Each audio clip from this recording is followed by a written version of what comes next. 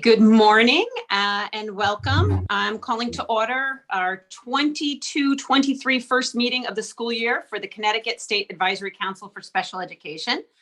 I'm very excited to start this year with you as your new chair. I would love to do quick introductions, just if we could go around the virtual room and everybody just say your name and your role. We could start that. Tammy, you want to? I'll be first. I'm Susan Yankee, and I'm the new chair, and I'm a parent member. Tammy, you want to go next? Thanks, Susan. Tammy Raccio. I am the former chair and also a parent representative for the parent stakeholder group. And I will be dropping in and out of today's meeting. I can't attend the whole thing, but welcome, Susan. You're going to do wonderful, and we are so lucky to have you in this group. And hi to all my friends who I haven't seen in a while.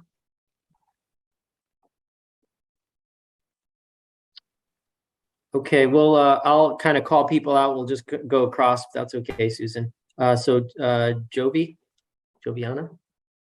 Good morning, everyone. My name is Joviana Morales.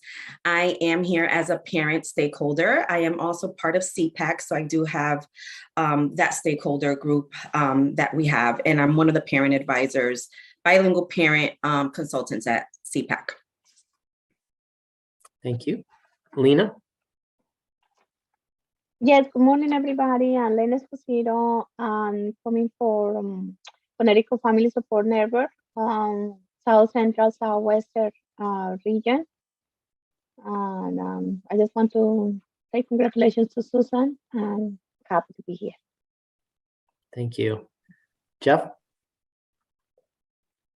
Me? So I'm Jeffrey Spar. I'm the Deputy Corporation Counsel for the City of Norwalk, but I'm here as a family member. I'm also chairman of the Legislative Committee. Thank you, Jeff. Dimpy? I'm Dimpy Malvania. I'm parent stakeholder of the council. Thank you. Thank you, Dimpy. John? Hi, my name is John Metcalf, and I am a parent of a wonderful kid. 2. Thank you, John. Kim?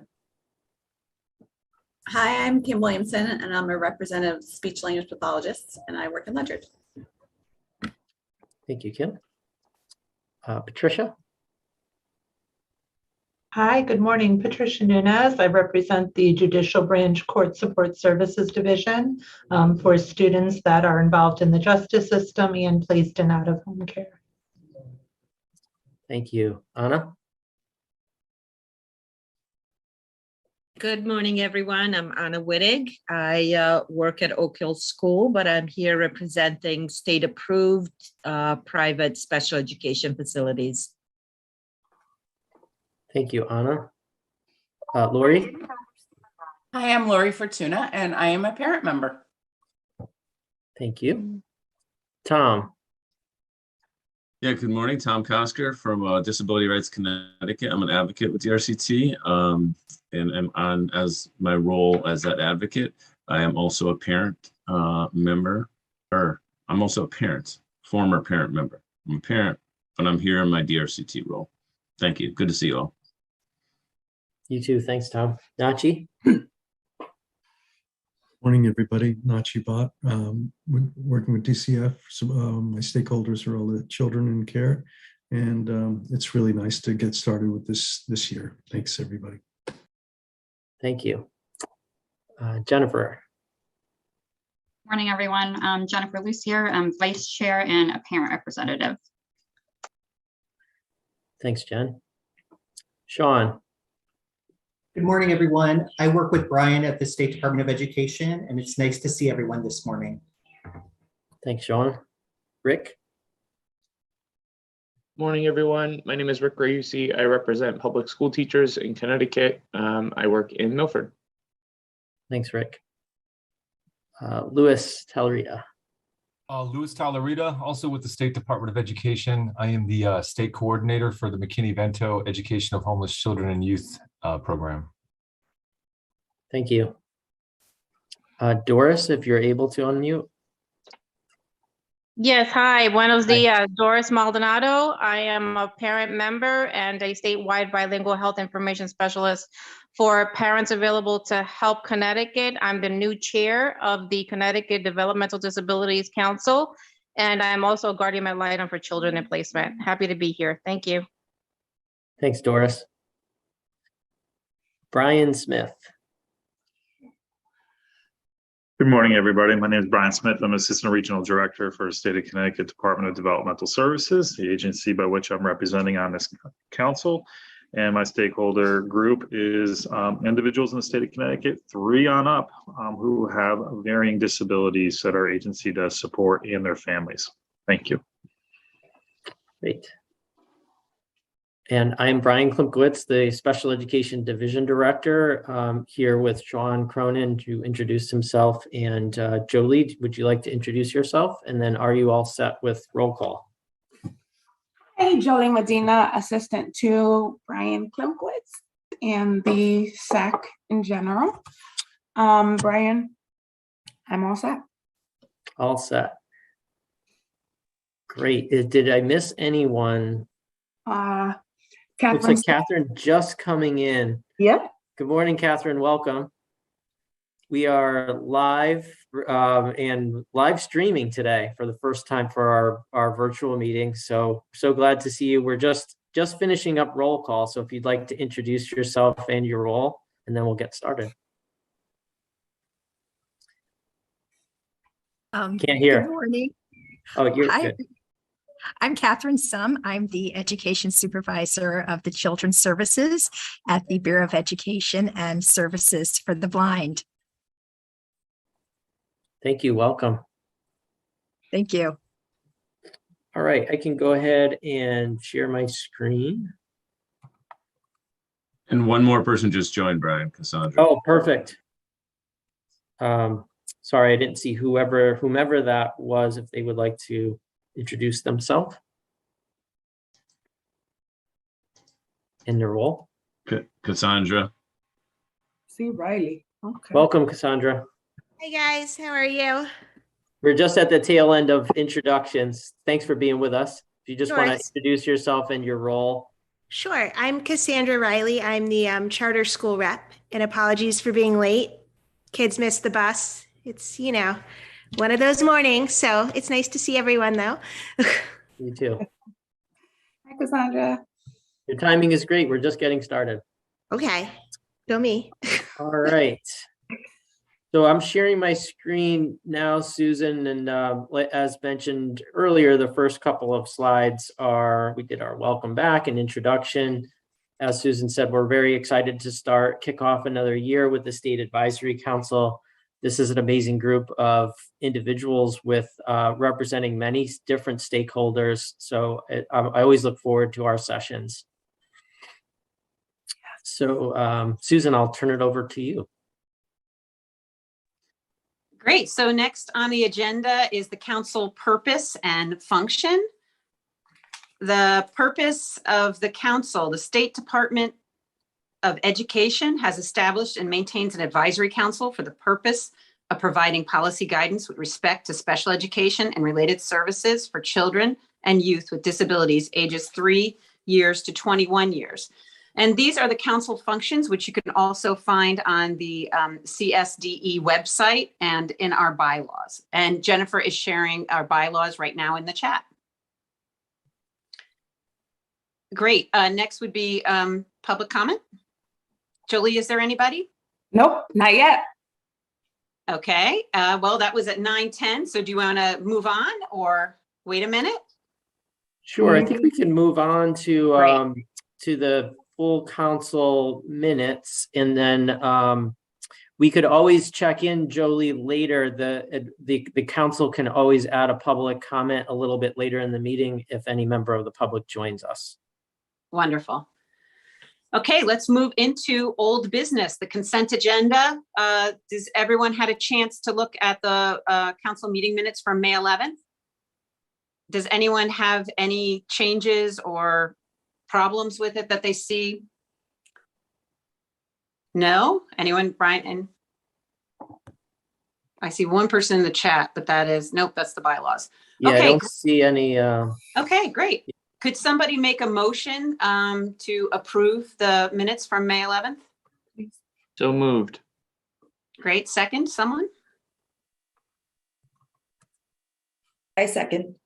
Wonderful. So the motion is made to approve the May 11th full council minutes. Any questions? Anything? Susan? Yes. Sorry, I'm usually off screen when I'm typing. So can you just, or the members who made the motion, can you give me names? I only saw Rick. I didn't Rick see was who. the. Okay. And then who was? Jovi, second, Joviana. Thank you. All set. Great. So the minutes for the May 11th full council meeting have been approved. Next, we have the wonderful Brian Clementowitz with the Special Education Division Director report. Thank you so much. I appreciate that. So since this is our first Bureau report and update, I have a little bit of general information for everybody to start off, but as I always mention, please interrupt me as needed, and just if you could raise your hand in the chat, that would be helpful. I do apologize. I do have to leave the meeting at 10 o'clock, so I think we'll have enough time to hit all of the topics, and then I want to make sure that I'm answering any of your questions as well. And then I'm going to be returning to the meeting just before 11 o'clock, right after the break. So looking forward to our activities a little bit later this afternoon. So we had our back to school meeting last in early September on the 9th this year. It was a little bit earlier than in previous years. That's our welcome back for our directors and any team members that they invite. We had a really wonderful turnout in person at the Hartford Convention Center this year. There were over 500 participants. That was supported by CERC, and Jay Brown, one of our consultants, helps to support the logistics around that and the planning. Our keynote speaker spoke about leading through change, because we know this is a challenging year of change for our educators, in that the entire state is in a state of learning. They're learning a new special education data system. They're also learning a new IEP template and the processes that go along with that. So we had a great speaker, and then breakout sessions that were related to topics around the new IEP and CT sets. This slide here is an overview of all of the commissioners' leadership team currently. We do have some vacancies on the leadership team that will be filled within the course of the year, but you can see the various office leads that are so integral to our work at the Bureau of Special Education. We know we can't do our work in isolation, so each of these teams help to support our activities throughout the year. This is just a little chart for you all, and we do have a photo directory as well that we'll send to you all. It's on our website.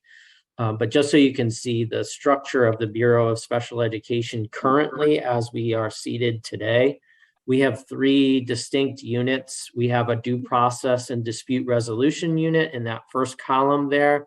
And the goal of that unit is to really build partnerships and build communication structures to inform all stakeholders in the special education process to reduce the need to access our dispute resolution system, which includes our formal complaints, mediations, and due process hearings that happen across the state and across the year. So we do have a subcommittee too, which Susan will be talking a little bit about in our later on in our agenda. The second area is called program improvement, and this advisory council was involved greatly with our program improvement last year. This is where our state performance plan annual performance report work happens. And there are 17 special education indicators that we received input on and put forth our 6-year plan to OSIP to improve outcomes for students with disabilities. And so I know you're aware of the resources that we have around that. this year we'll be providing updates on our progress related to that goal. And there are also other areas in program improvement for our general monitoring and supervision requirements, which is the accountability and support area. So it's our professional development and how that's aligned with our goals around our data. And the final column there are related to our grants and communications. And so we have, as you know, an IDEA grant that we're responsible both at the state level and to flow through to the LEAs. The one new member of our team currently is Kim Bean. She is our new durational project manager for CT SEDS to manage and support that enormous initiative, overseeing both the training aspect of that as well as the implementation end of things. Any questions from the group on this bureau structure?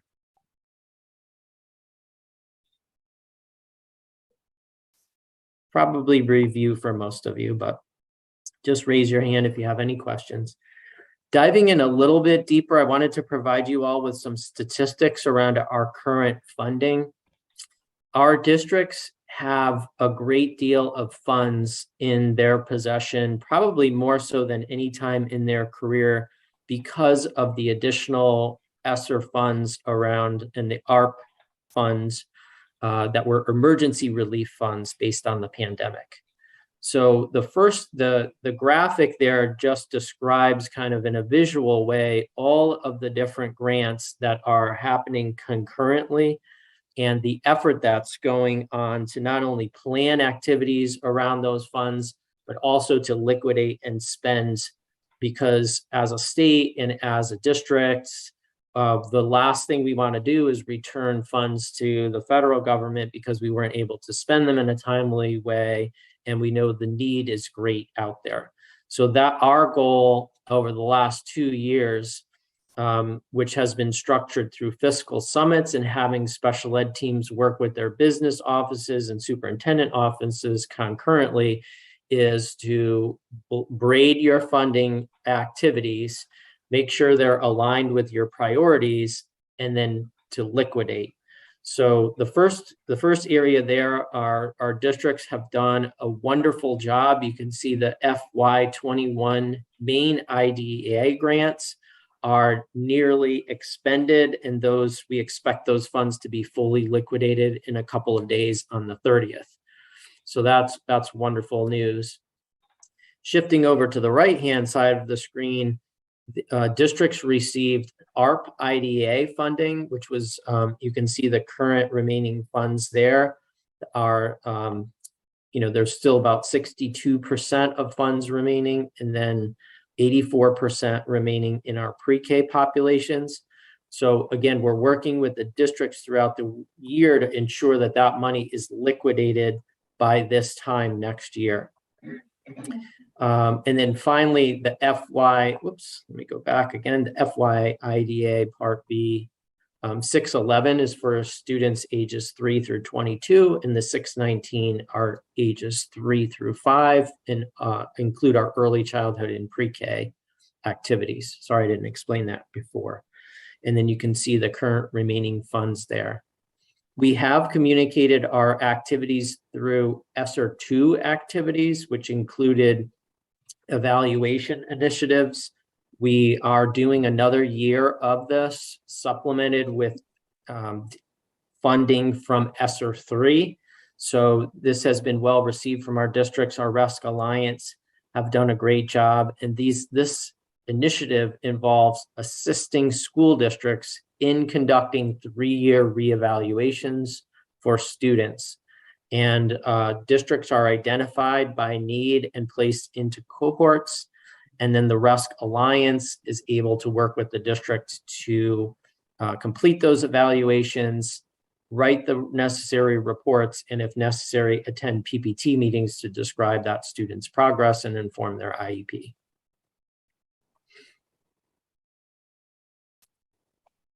I know you're all aware, I just wanted to mention our communities of practice are up and running this year. We're excited to add yet another community of practice for school counselors. And so you can see the points of contact there. This has been a tremendous undertaking. We started out 5 years ago with only 5 communities of practice, and it's grown exponentially.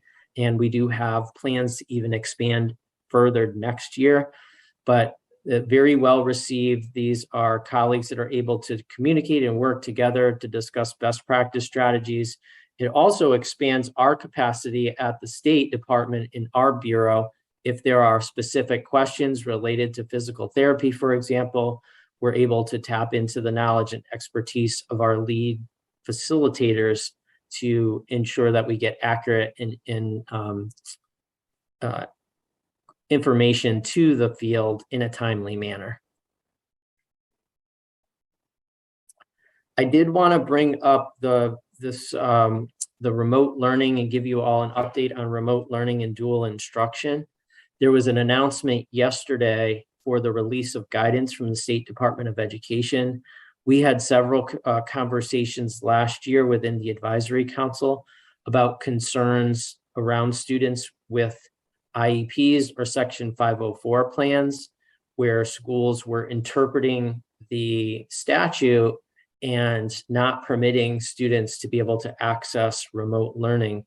The release guidance clarifies the conditions in which remote learning is defined for a population of students, and also allows for exceptions to this state law. So we can point to this if needed, essentially saying planning and placement teams and Section 504 teams, those responsibilities and those statutes supersede any conflicting state law around remote instruction for students.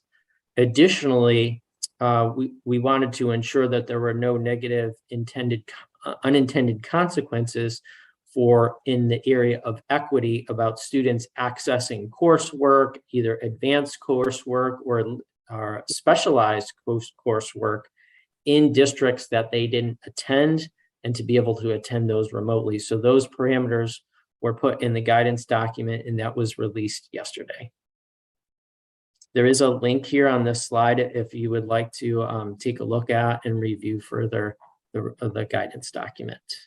Brian, can I just ask a quick question on that? Yes. I just want to make sure that I'm understanding it correctly. So sure. From a teacher's perspective, this is essentially saying that if we have a student that has a 504 or an IEP and it's written into their plan that they are allowed to access class remotely, they could be the sole child that's logging in remotely while the rest of the class is physically there. Yeah, so what this means is that within the context of a 504 meeting, if remote instruction is required for that student to receive FAPE, then those accommodations would have to be made. And it could be, so another thing this guidance clarifies is that a remote learning program in the statute refers to a program that's designed by the district to be a virtual option for students. In those conditions for kids in grades 9 through 12, there can't be dual instruction happening within those programs, except in limited circumstances like a planning and placement team that may design an accommodation for that student or a 504 plan. Okay, that makes sense. Thank you. You're welcome. Doris, I see your hand as well. Thank you. I don't know that this is the right spot to ask this question, but I have several stakeholder groups and I just came across this personally. How is the SAC, how are we including or making sure that educational consultants and for surrogate parents for children in placement are being advised and educated on the nuances of special education, the PPT, the new IEP 504 regulations? How is that happening? Because I've had several families and children in my care and as a guardian ad litem where the educational consultants come in or out or are not present, and the surrogate parents as well. I just wanted to make sure that the information is going across the board because it's not reaching certain silos. Thanks, Doris. When you say, could you clarify what you mean by education consultant? According to the state, there is an educational consultant identified, and it has that they have a certain class standing. And then there's a surrogate parent. The educational consultant typically is hired by DCF or DDS. Oh, okay, so you're talking about, okay, gotcha. Case manager related to. Yeah, so I can speak to the surrogate parent question in that. So we, one of our consultants here at the Bureau, Georgette Nimmer, oversees the surrogate parent program. And so our responsibility is to hire contractually surrogate parents so that they can support the student population. And then we're also responsible for training and disseminating information to the surrogate parents. So if there is any questions or concerns or, creative solutions or ways to share information out, that would come through our office. Okay, because I had contact with a surrogate parent who identified as an educational consultant at first, but she informed me that surrogate parents don't intervene in 504s. They only intervene or step in or are advisory in IEPs, and that's not the case across the board. So there's that sounds like just needs some clarification there, because surrogate parents could be brought in at the point of referral for students that do have Section 504 plans. So there are circumstances that individual might have been speaking based on his or her experience and kind of a majority of the work that they do. I see Nachi's hand raised also. Nachi, did you have a comment? I'm not sure how detailed we want to go here, but I just want to clarify that the issue of surrogate parents as to how they're representing students with disabilities, through IDEA, it comes for special education. And in our state, our statutes are clear that if a child was receiving special education and then at their reevaluation was determined that the child no longer required special education and the team then transferred to a 504 plan, that surrogate would be able to stay on. But for those students who have disabilities that are covered under Section 504 of the Rehab Act, those students primarily will not get a surrogate parent unless special education is involved. So there's a line there that's drawn in statute, and it comes from stems from IDEA. But I'd be happy to talk, Doris, anything about. Yes, please, because I have a surrogate parent that stepped into a 504 with my foster daughter, and it's happened before in the past with other families. So I need clarification and would appreciate that. Certainly. Thank you. Thank you, Nachi. Thank you, Doris. Lena? Yes, Brian, I have a question. Sure. Now that we are going to, we always had different modes. I want to know if the children are going to have the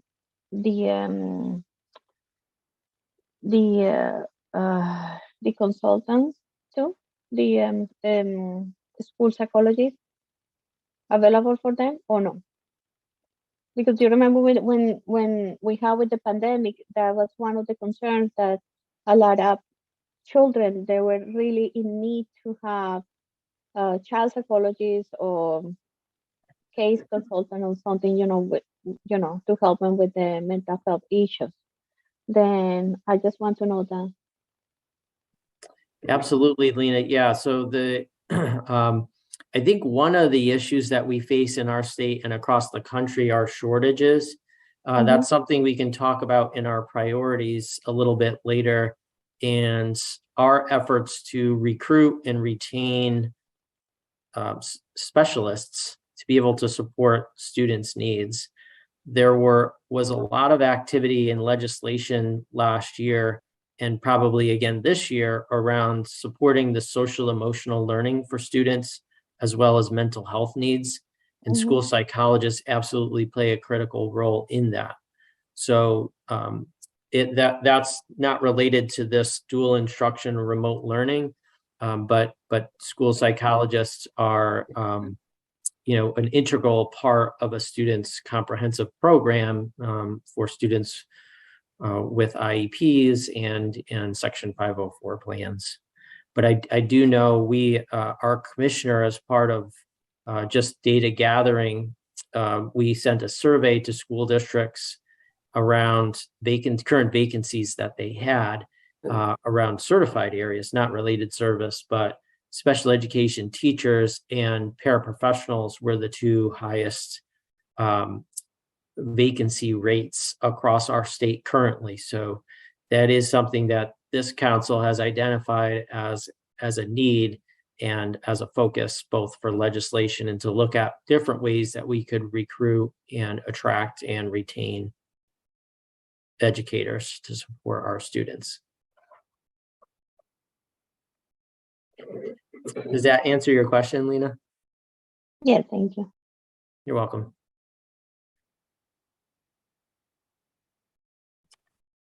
All right, Susan? Yes, just a quick question.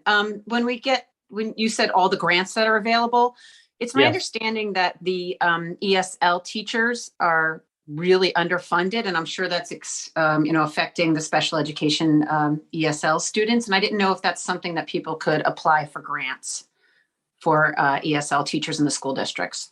Yeah, let me connect with my colleagues on that. I don't have information off the top of my head on grants for English learners, but could definitely bring that back to the council. Thank you. There were ESSER activities that were collaboratively supporting high needs students, including students with special needs, students with IEPs, as well as English language students. We in our department released stipends over this past summer for school districts. They were small amounts, but the districts are able to make the money go a long way. There were $10,000 of activities around recovery, and then $5,000 was specifically geared toward paraeducator training. There is new legislation around paraeducator training and the number of hours that they would receive support to do the work that they do. So we were able to assist district in a small way over this last summer, and several of our districts participated and were awarded those stipends. And so that, again, that's just another grant related to special education that's kind of overlapping with all of their larger buckets of money. So we use the electronic grants management system with our LEAs, and we're messaging within that system and letting districts know and reminding them to make sure that they liquidate those funds. I'll make a note to bring back to the next meeting. EL grants.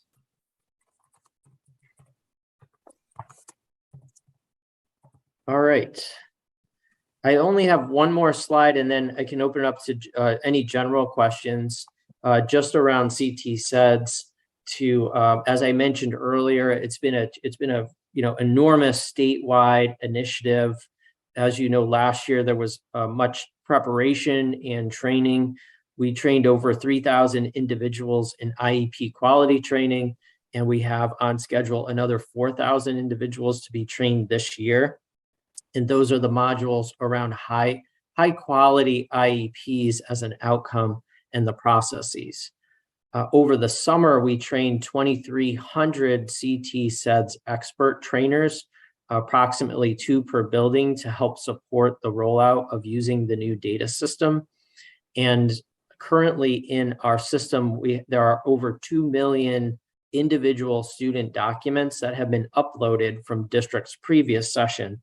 So the districts have been engaged in a tremendous effort to be able to stand up this system and to begin utilizing it as of July 1, 2022.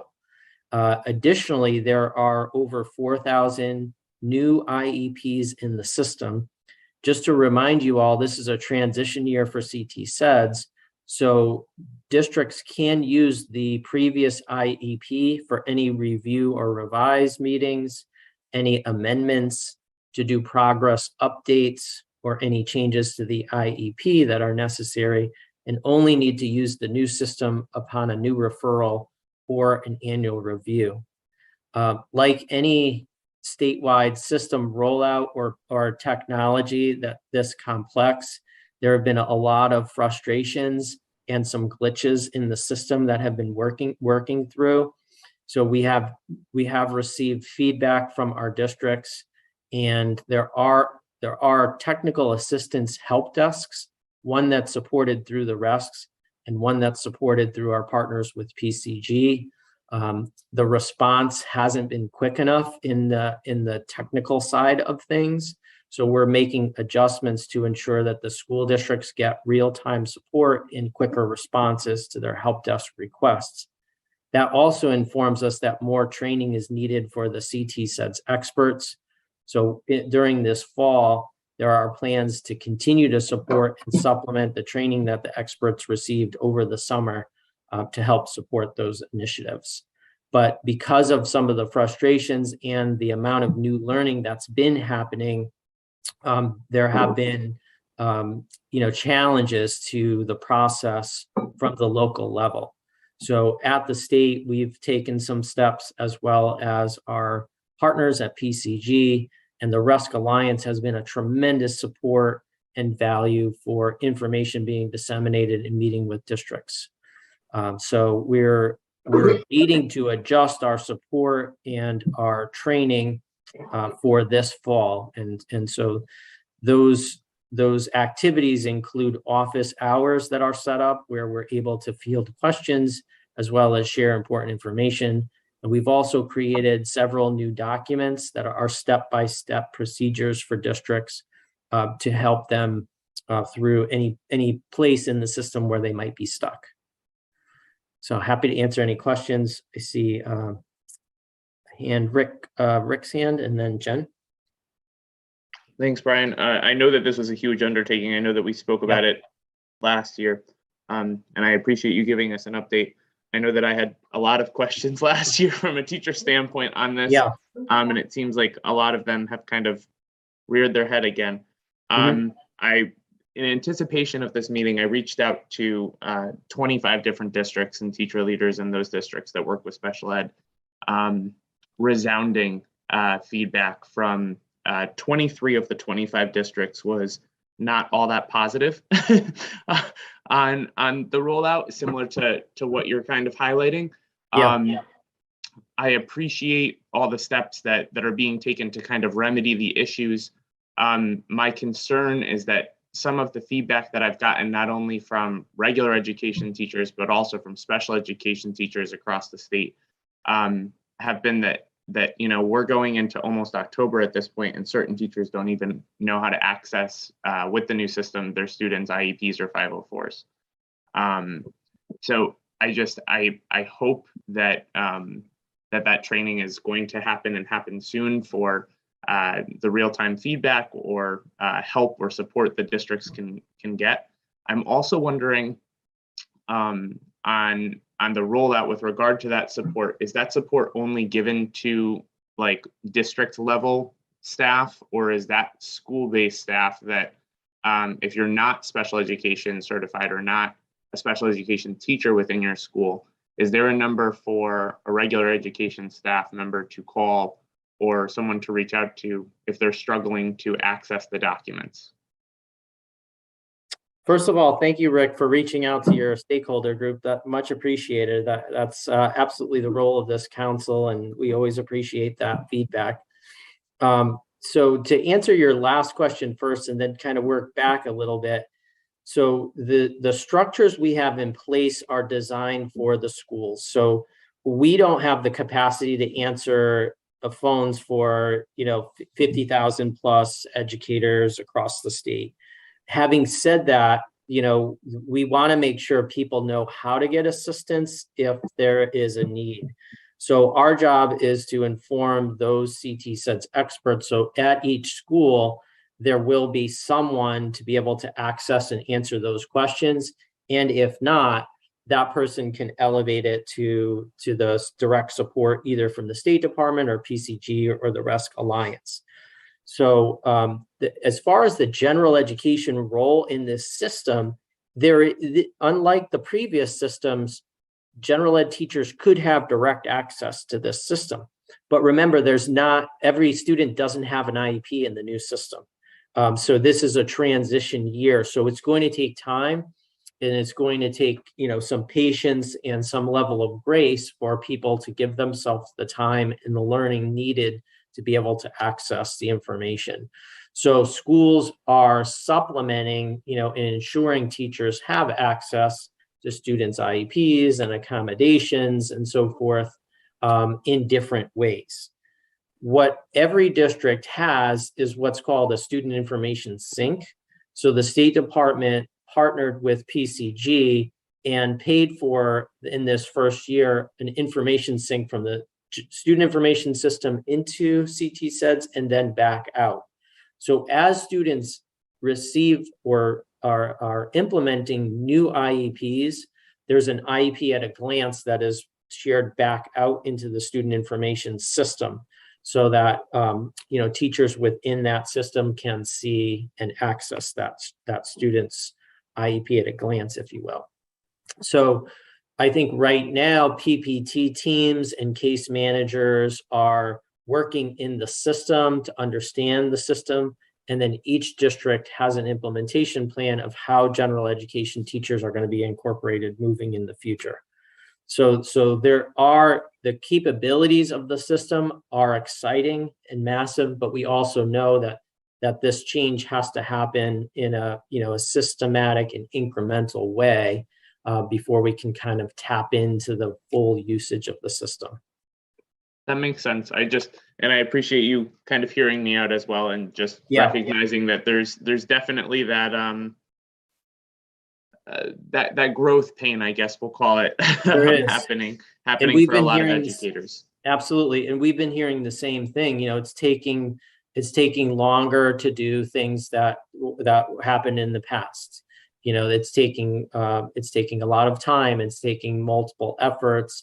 If a mistake is made, then then teams are having to go back and kind of figure out where more time or more training is needed. So we definitely have heard that, and all of that information will help to inform the system and improve it moving forward.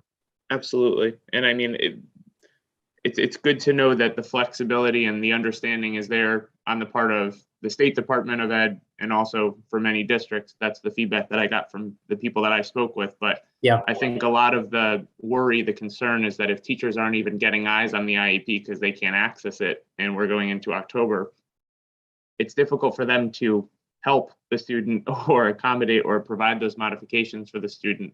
And parents might not be as flexible as forgiving with those teachers. So again, if IEPs need to be implemented on the first day of school, so there needs to be a way to share IEP information with the staff that need to implement those IEPs. So we would want to talk more and learn more about that. And there are, as I mentioned earlier, the districts have done a tremendous job of uploading previous and past documents archived into the system. So the old IEPs are PDF'd into the system and accessible in a student document repository, but that may not be the main method of sharing a student's IEP to be implemented at this time, because people, general ed teachers might not be accessing it, just like they may not have been accessing the previous system.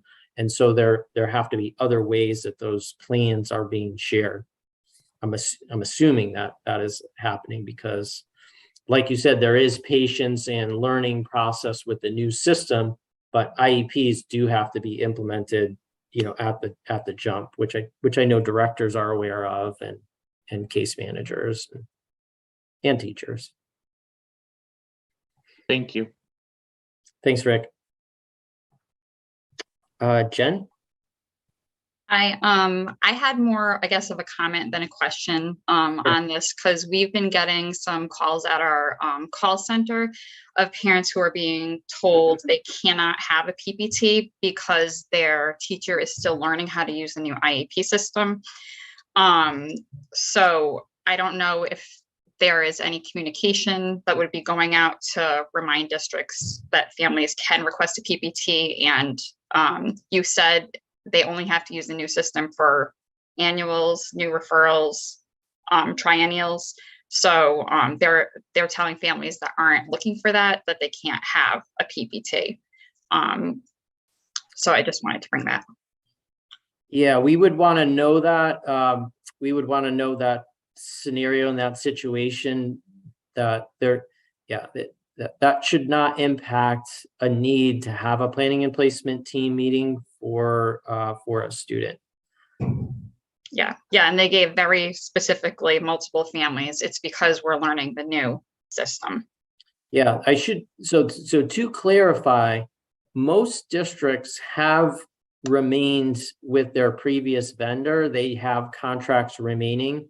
And so they're utilizing the previous system and the old IEP for review revise meetings, as I mentioned, or other amendment processes. There are a small number of districts that did not continue on that or have used like an archive status with the previous system. And so even in those cases, planning and placement team meetings can't be, shouldn't be canceled or redirected. So we can definitely send that message, spread that word. And, as I mentioned earlier, giving people kind of grace and understanding and learning a new system, but we want to make sure that planning and placement teams are occurring as they need to. Thanks, Brian. Thanks for bringing that up, Jen. Lena, is your hand up from before still? I just want to make sure you didn't have another question. Yeah, that was from before. I'm sorry. No problem. Doris? Thanks. I have a couple of questions, and thank you for reiterating what's been going on. And we've had multiple families hearing similar things from educators that they need some grace time to come and to terms with the new implementation. However, we have had families. I wondered. Path Connecticut had an introduction from CPAC, and I understand, and correct me if I'm wrong, CPAC has funding from the state to implement and to guide. I thought that there were other organizations because there's only so much CPAC can do statewide. So I'd like to find out more information on what the other organizations are that are funded. And also, we need more than just an introduction. So it would be nice to have ongoing trainings and sessions with the CSD or CPAC or other entities that are training to help train the families and bilingually or multilingually, not only in Spanish and English. I have another issue that I've come across with this new changeover. We were facing a lot of transition concerns with kiddos graduating from high school, the IP going into college or into a trade school and not being followed through for their first year, and then they fall off this cliff. My son's being included in that. And so there are many families that are wondering, where do we go from here after the transition? And if schools are trying to implement transitioning with a new IEP and they're just falling through the cliffs, and I have plenty of parents that are really overly concerned, and educators that really don't know how to support the parents in that scenario. So thank you for your comments, Doris. A couple of questions, and then I have to jump to my other meeting at 10 o'clock, and I'll be back. So Sean, if you want to get ready and queue up the PowerPoint from here. Doris, are you talking about kids that graduate high school and go on to post-secondary, or are you talking about students that transition to a technical high school? Both, and actually parents that were not informed that they can extend, that they don't have to graduate from high school, that they could extend it to 21 or 22. They don't have to accept the IEP. So I've had several issues and several families with concerns about the implementation. So I don't have quite time now to clarify that. Okay. But planning and placement teams establish graduation criteria. Correct. For some students, that is obtaining their regular high school diploma. For other students, it could be reaching the maximum age of eligibility, or they're in between. So planning and placement teams determine the transition needs of the student and what the graduation criteria are. Once students graduate and move on to post-secondary, their IDA rights end, which is important because that's the importance of having a summary of performance for students that are completed that they can utilize to share with resources at the post-secondary level in student services offices. So we can talk more about that and that transition to post-secondary. I know that's been a topic of interest for the State Advisory Council also. And then as far as CPAC goes, CPAC is our federally funded as well as state federally identified and state identified parent training information center. Every state has one, and that's a competitive grant process. That's so CPAC is our identified training information center for that purpose. That does not mean that they're the only parent entity or the parent group that we work with. So we can definitely talk about getting information into and throughout the state to help parents understand the new IEP. I mean, it's going to look different. We are proud of the format of the new IEP and think it will be and believe it will be easier to understand for parents. We're excited about the translation aspect of the new IEP.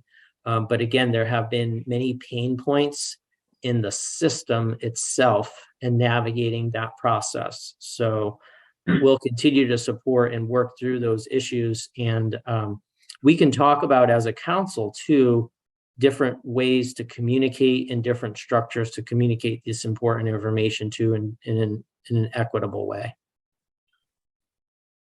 Brian, can I ask you a quick question? Sure. On that point. So, we know that, CT Connecticut, the disabilities, they had that lawsuit and it ended last year or 2 years ago, and they got the overturning they extended the IDA benefits up to age 22. We know that. And then also the legislature last year passed the law making that, actually this current year making that the law. What's the obligation of the school district to tell the families about this, that they could, if they don't graduate, get services up to age 22? Yeah, that's a responsibility that we monitor at the state level. So that's the planning and placement teams determine eligibility. Students are exited from special education when they obtain a regular high school diploma or reach the maximum age, which is now a student's 22nd birthday. So that is in our guidance. That is in information that is information that came out from a lawsuit that was brought to Connecticut to the Board of Education. Right. Prior to that, we interpreted the IDEA through 21, meaning the last year the student turned 21 until June. So that change has happened over the last couple of years. Right, and then also they, in addition to the lawsuit, the legislature just passed that too. But my question was, is a parent going into the planning in place of this planning stage might say, "Oh, this is great. My son or my daughter is going to graduate," and they're really, really happy, not knowing that if they accept that diploma, they're also cutting off the possibility of these additional rights. So my thing is more of kind of like a Miranda warning, saying, "Hey, if you take this diploma, on the one hand, you're going to have a party for your kid, but he's going to lose out on these benefits." I mean, I know that my son will turn 22 in December, and I made quite sure he didn't take that diploma. So we have to, I see a lot of nodding heads, but we have to move away from accepting or not accepting a diploma. That language is not accurate. The planning and placement teams determine graduation criteria. And that's where the transition services come into play. Some students obtain their diplomas during their senior year. Others need additional transition services as determined by the PPT and may obtain that graduation when they turn 18 and a half or 19 or 20 or 21. Some students will be eligible through their 22nd birthday. That's the point where they reach maximum age. So those discussions should be happening starting, when the student turns 14 and then continuing on throughout. So we can talk more about that. I know that there's common language around accepting or not accepting. It's the criteria students are on a credit-based track towards a regular high school diploma, and there's a discussion around transition services that's related to that. Okay, thank you. Just one important question. Is that Fenway Park or Yankee Stadium? It's Fenway, but some of my best friends are Yankee fans, so Yankees clinched the division last night. It's their year. Yeah, it's their year this year. So it's been a tough year for Red Sox fans. But I apologize. I do have to jump off. We should have more discussions because I think there are a lot of transition needs in our state and a lot of work that needs to be done. And these discussions are really important. And Alicia Tracus, who I know most of you know, is our primary contact at the state for transition.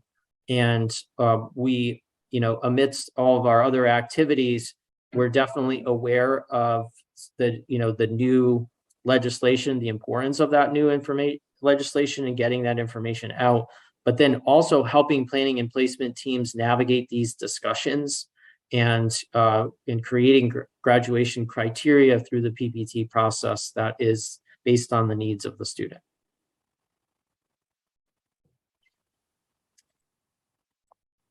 All right. Thank you so much for your questions. I'll be back in a little bit.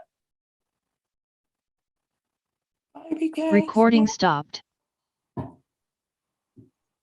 Wait. Sean is picking it up, correct? Yes, I'll pick it up right now. Great. Got it. I missed that part. Okay. I will share my screen now with everybody so we can pick up the slides. Thank you, Sean. You have to start the recording again because I thought I heard it say that it stopped. It did.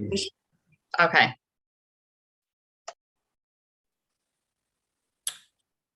Great. Wonderful. This is Susan Yankee with the Executive Committee report.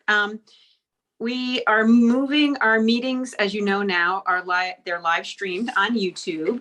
If you look at the bottom of your agenda, you'll see the meeting dates. It's a combination of virtual and in-person. And I believe, Jolie, you are working diligently on where we are having these in-person meetings. Absolutely. Fabulously, fabulous. Also, we are working on the annual report to give our recommendations to the legislature and the CSDE.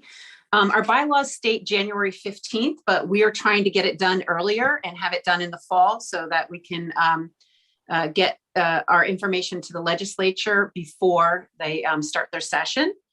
Also, committee opportunities.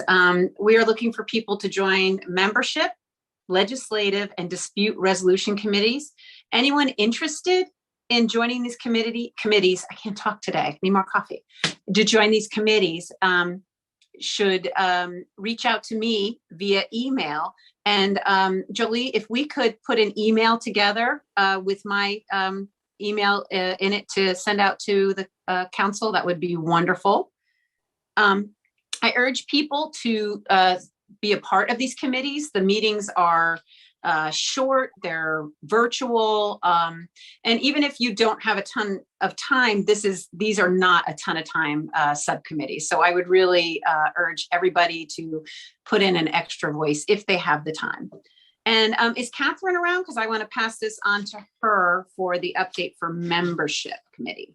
Okay. Thank you, Susan. Hi, great. I'm right here. So good morning, everyone. And for those of you who don't know me, I'm Catherine Sum, and I'm the chair of the membership committee. So if you're interested in joining, I would love to have you. We're a great group. Just to give a quick update, our membership participation rate this past year was very strong in the SAC meetings. In terms of vacancies, we currently have 3 student vacancies, and we actually have 4 legislative vacancies. So an immediate project that the membership committee would like to tackle is creating an informational recruitment flyer for legislators, because it is so important to have every voice represented on the council. So this is what I consider to be a very short, immediate project. So if you're interested in joining a committee, we're a very efficient group and we would love to have your input. Any questions? No? Okay, thank you. No. Catherine, Thank you, Catherine. I'm sorry, am I unmuted? Yes, I am. Catherine, Susan, can I just add that if anyone is interested in the committees, when you email Susan, please copy Catherine on that email. That would help us all. Thank you very much. Catherine, I had a question for you. Yes. During the course of the summer, I think it was over the summer, we had gotten something, I think, from the governor's office, having to fill out that disclosure form about, et cetera, whether we've been arrested for child porn or something like that. So I filled that out, et cetera. Do we know what the update is? I'm assuming that's for reappointment because our terms had expired. Okay. So you didn't get your reappointment letter, Jeff? Not that I'm aware of. Okay. No. All right. Catherine, I haven't even gotten a letter in general. This is like year 3 for me, and I don't have a letter in general. Okay. I know. I think it's important that we get those so that we're like bona fide members, so. Yes. And I know that there are some, I received copies of some of those letters. Joey, I'll connect with you later. Let's make sure that people did receive copies. I think some of you still have letters pending. And Rick, I wouldn't be surprised if you are one of those people. It unfortunately takes a little time for these appointment letters. And I know Brian isn't here right now, but I will say that I know Brian has worked diligently to get these appointment letters. So, but I'll connect with Jolie to make sure that the ones we have do get out to everyone who. Everyone has received their commissioner appointment letter. Commissioner appointment letters are easier. They're in-house. Commissioner Russell Tucker signs those. Governor's letters are going to be more of a conversation for Brian. Those are, we don't contact legislative office on our own. We kind of go through a liaison in-house.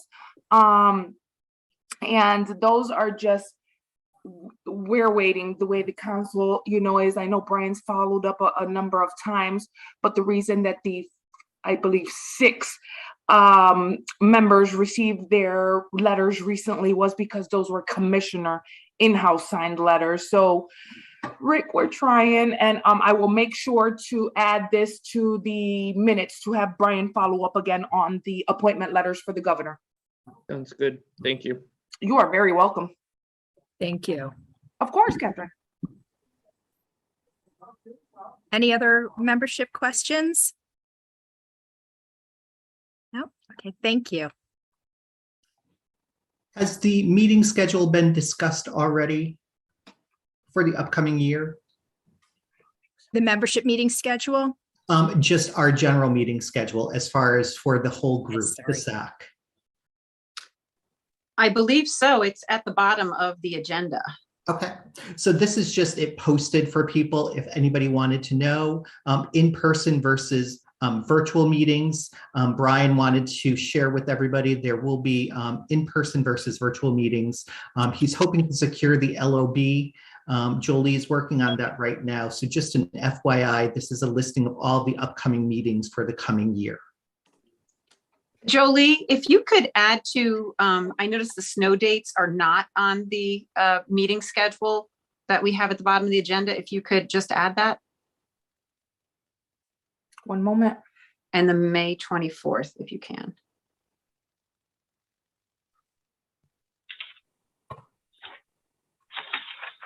I have a question. November 10th is on a Thursday, and we never meet on a Thursday. So I was wondering if that was a change or a mistake. No, November 10th is a Thursday? Yes. One second.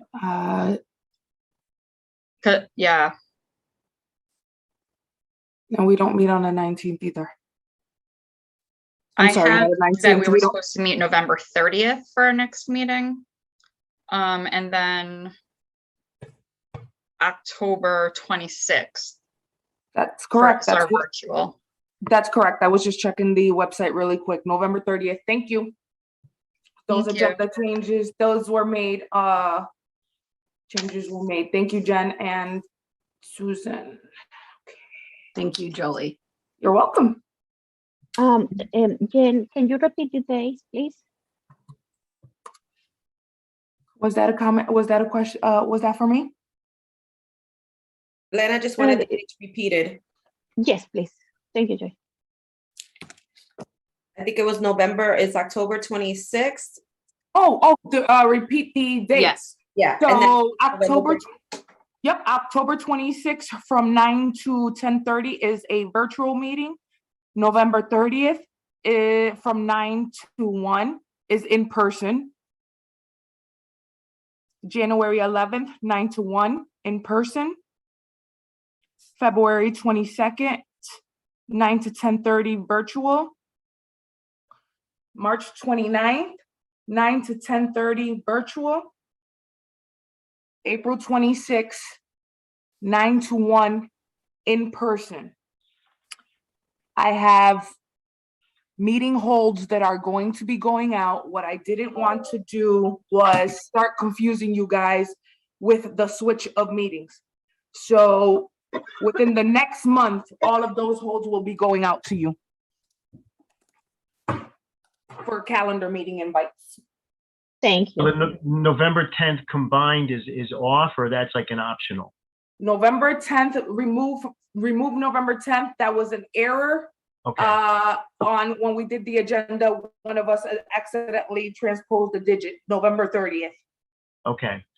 Okay, so November 30th is the correct date. And these dates, if you ever want to double check the agenda against, you think I made a discrepancy, the website, our SAC page will always have the correct information. Jolie, changing the November 10 to 30th, is that still going to be as it's listed in this screen share combined with legislative breakfast to meet legislators? Is that still going to be there or no? I'm not sure. Okay, thank you. You're welcome. Okay, we'll move on. Now, Catherine, you had given your membership committee update. Is there anything else that you wanted to share related to membership committee? No, just that, we always welcome new members. And so if you're interested in joining the committee or learning more about the committee, you are welcome to contact me. I can put my email in the chat and I'm happy to answer questions. That would be great. Thank you so much, Catherine. I really appreciate it. You're welcome, Sean. Next, Jeff, is the legislative update. If you want to give any updates related to the legislative committee. Sure. So basically what we do is when the legislature goes into session in the beginning of the year, what we do is we monitor any pieces of legislation that touch upon, we cast a wide net to begin with education as a whole. And then what we do is we narrow it down and we look to see which of those touch upon special education or may a little bit more tangentially have to do with our community of special education students. So it might be having something to do with employment, maybe not necessarily education, but also that's going to affect us if it's some kind of like workforce type. What we do is we gather all the legislation. I share this meeting with lots of amazing people. Pieces, what we'll do is we think that two warrant keeping our eyes on them. And then every 2 weeks or so, we'll meet virtually and we'll look to see what legislation has been proposed. Brian has a legislative liaison that kind of pinpoints that. Also, if anybody else gets any information that something's coming up, then we'll look at that. And then what happens as we start getting closer and closer to the end of the legislative session, some of the legislation is combined, some of it drops off, some of it is going to be on the hot seat for the debate.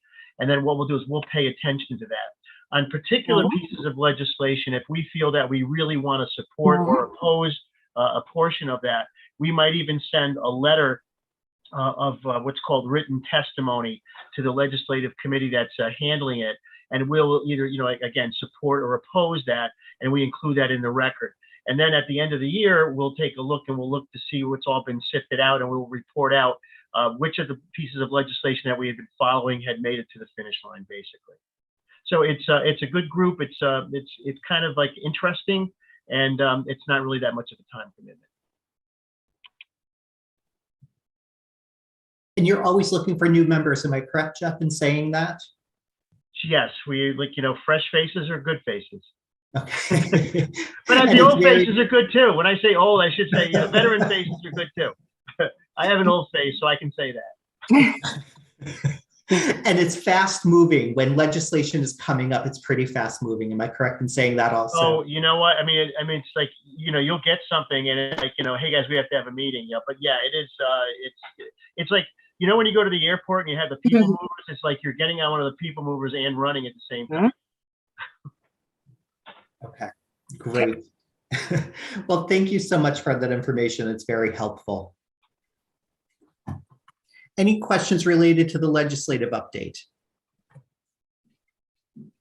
Just a quick one for me. This is Susan. Jeff, part of our function of the council has us reviewing periodically the laws, regulations, standards, and guidelines pertaining to the special education and recommend to the General Assembly. Do we have a game plan for that, or is that something we would do in the legislative committee? I think that if our committee, so I'm going to answer this, off the cuff.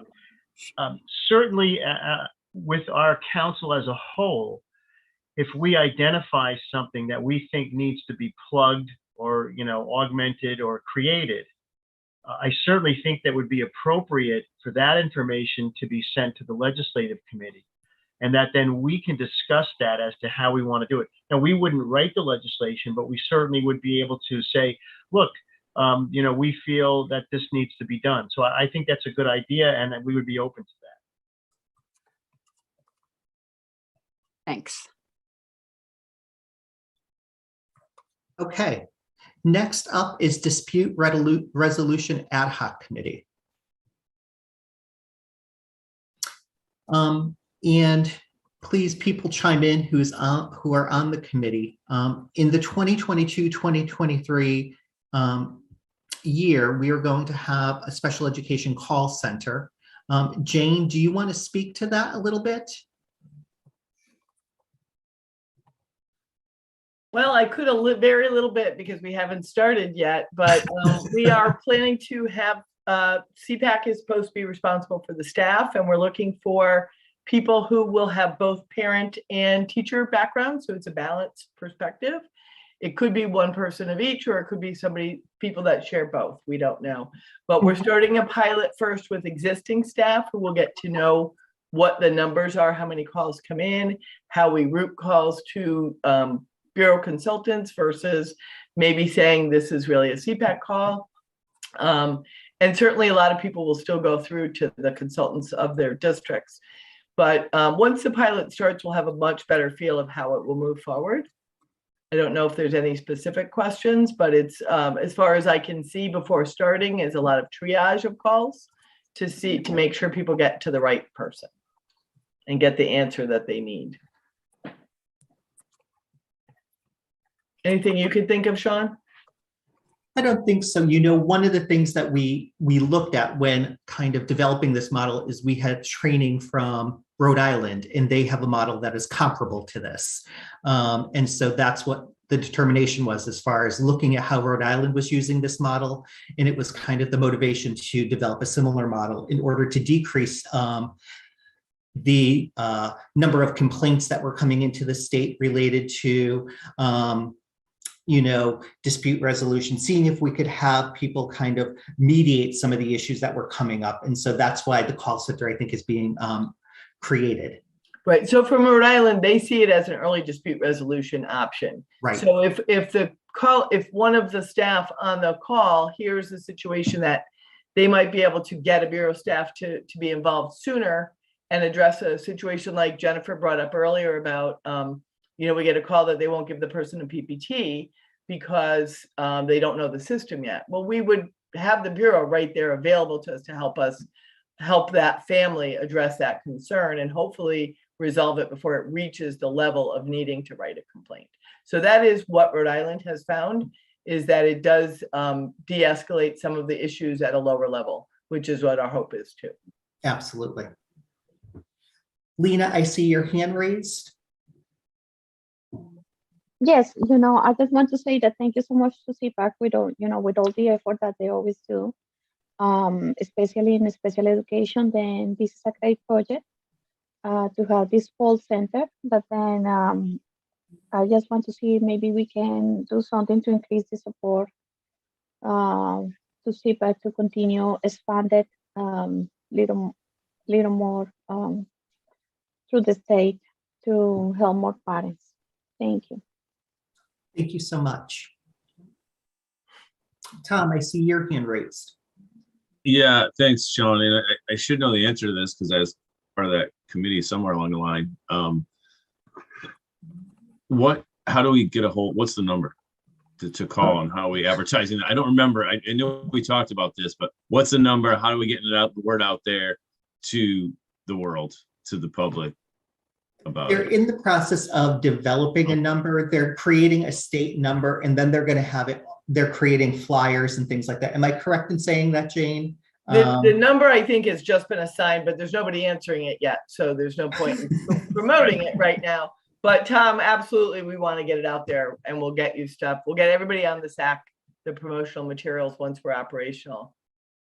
All right, that's cool. I figured there was a plan in place. I just wanted to get that out of my brain because I was like, we have parents that we're running a special education clinic right now at the RCT, and we get parents, that call, and sometimes it's like, hey, here's, I say, call Sean in the state, you know what I mean? Here's file the complaint, go online, not call Sean, but, go online and here's the system, and I think I'm looking forward to this as an option for parents to kind of divert and kind of, again, at a lower level. I think it's a very, could be a very positive thing. So I'm looking forward to it.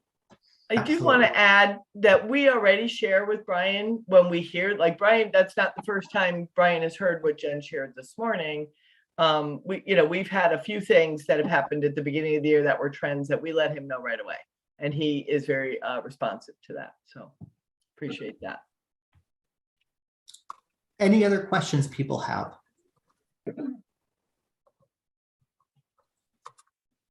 Well, I have to tell people we got through the agenda pretty quickly, so we are at break, I think, just to let people know.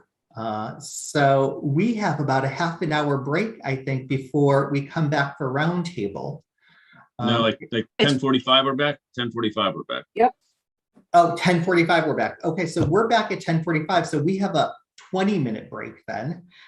So let's plan on coming back at 10:45, and I will see you then. So thank you everyone for all your comments and participation, and I'll see you back at 10:45.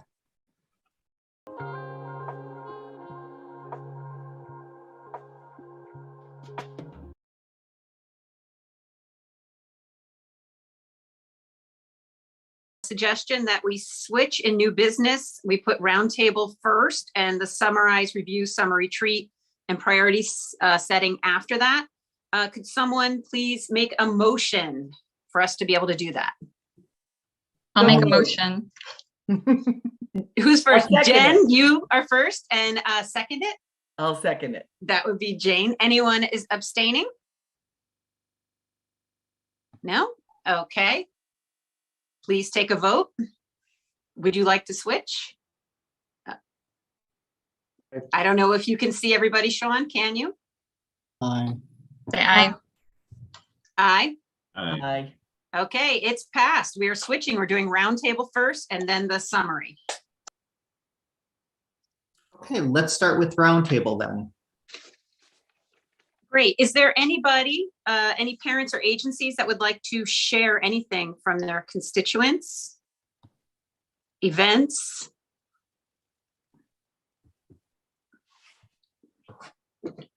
I'll start if Sean, does anyone have their hand up? No?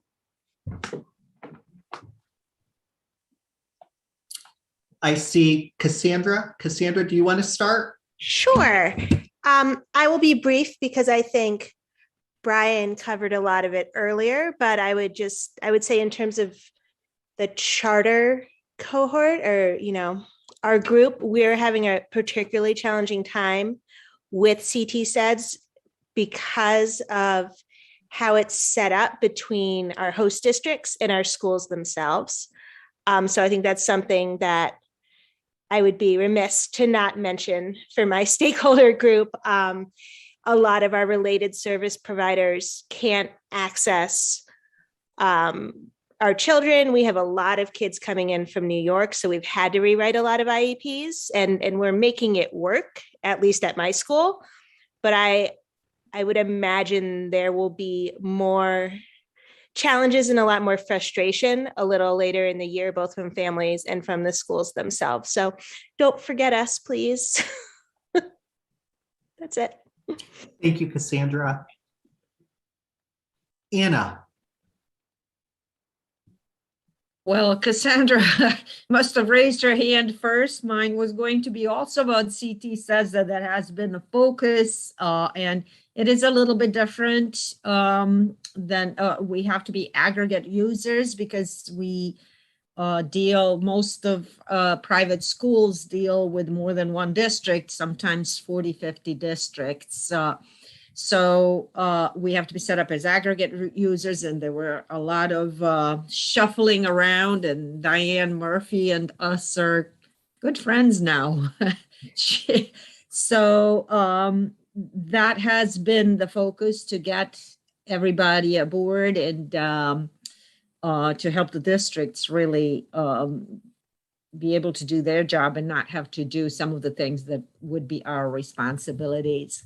Other than that, we have been focusing CAPSF as an association has been focusing a lot on social emotional learning for our students and implementing all the new legislations and working with our families on providing really, really effective services for our students.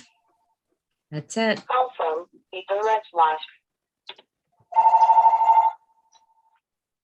Thank you, Anna. Direct live. Jane, would you like to go next? Can we look at everybody? Sorry to interrupt you, Sean. Is there any way to take down the slide and so we can see everybody for roundtable? Jen had put a comment in the chat. I don't know if you saw it. Sorry to interrupt. No problem. Let me do that if I can, because I'm really good at this type of stuff. Sean's favorite. So I'll talk while Sean's working on taking down the slides. Obviously, CT SEDS and the new IEP is really big for us.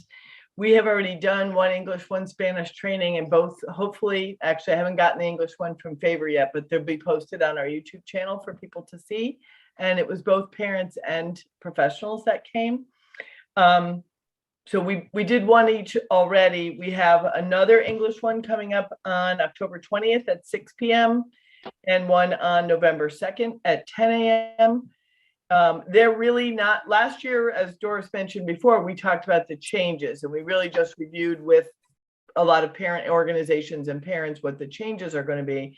But this year, we're training on the IEP in general, like how to develop an IEP, what are the components of an IEP, using the screenshots from the new form, so people can see what it looks like as we're talking about what is an IEP and how do you develop it. I don't know if I said 10, 12, 10 a.m. is our next Spanish one. Because these are rolling out throughout the year and not every family is going to see these right away, we're going to do another round of training in the spring, because there'll be more annuals, tries, and initials happening in the spring. So it's helpful for everybody to just talk about the fact that there's a new IEP.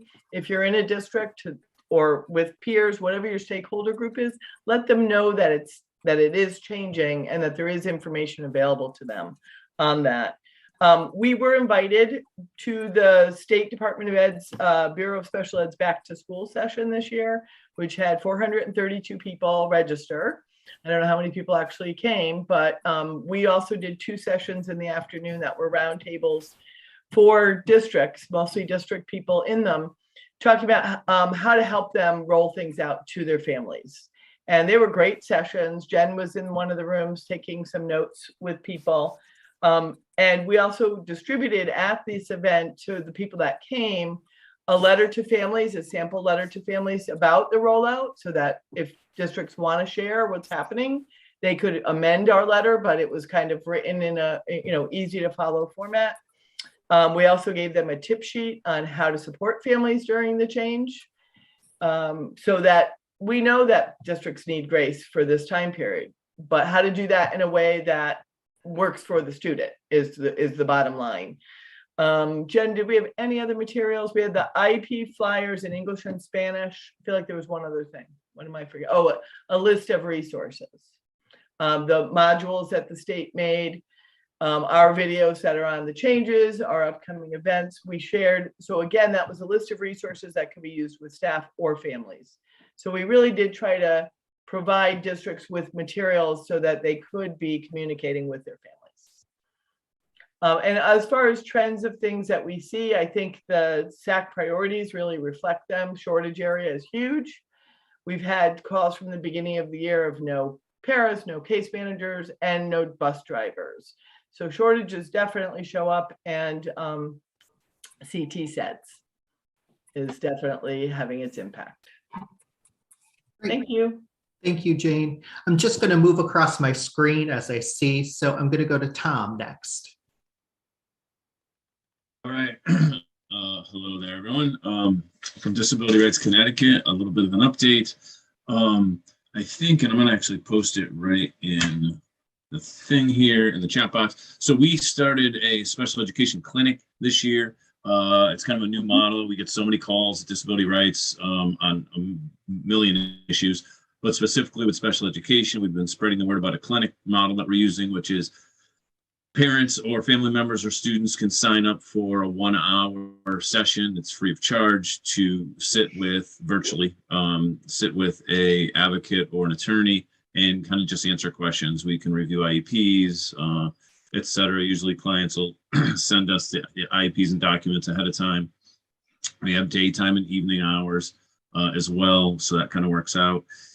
And yeah, folks need accommodations. You can see on the page where you can get accommodations or translation services as well if needed. So anyway, so I want to just highlight that. That link is just a link to our website where you can sign up online, and you can call. There's a number to call as well for that. So that's one thing that we rolled out this year. We every year or 2 years, we're hoping to move it to 2 years. We have to redo our priorities, like a lot of folks do, a lot of agencies. So we've done that. We've made some slight tweaks, but not a lot of drastic changes because a lot of the work we're doing continues. So we continue to work on the transition age students in that 16 to 18 to 22 age range.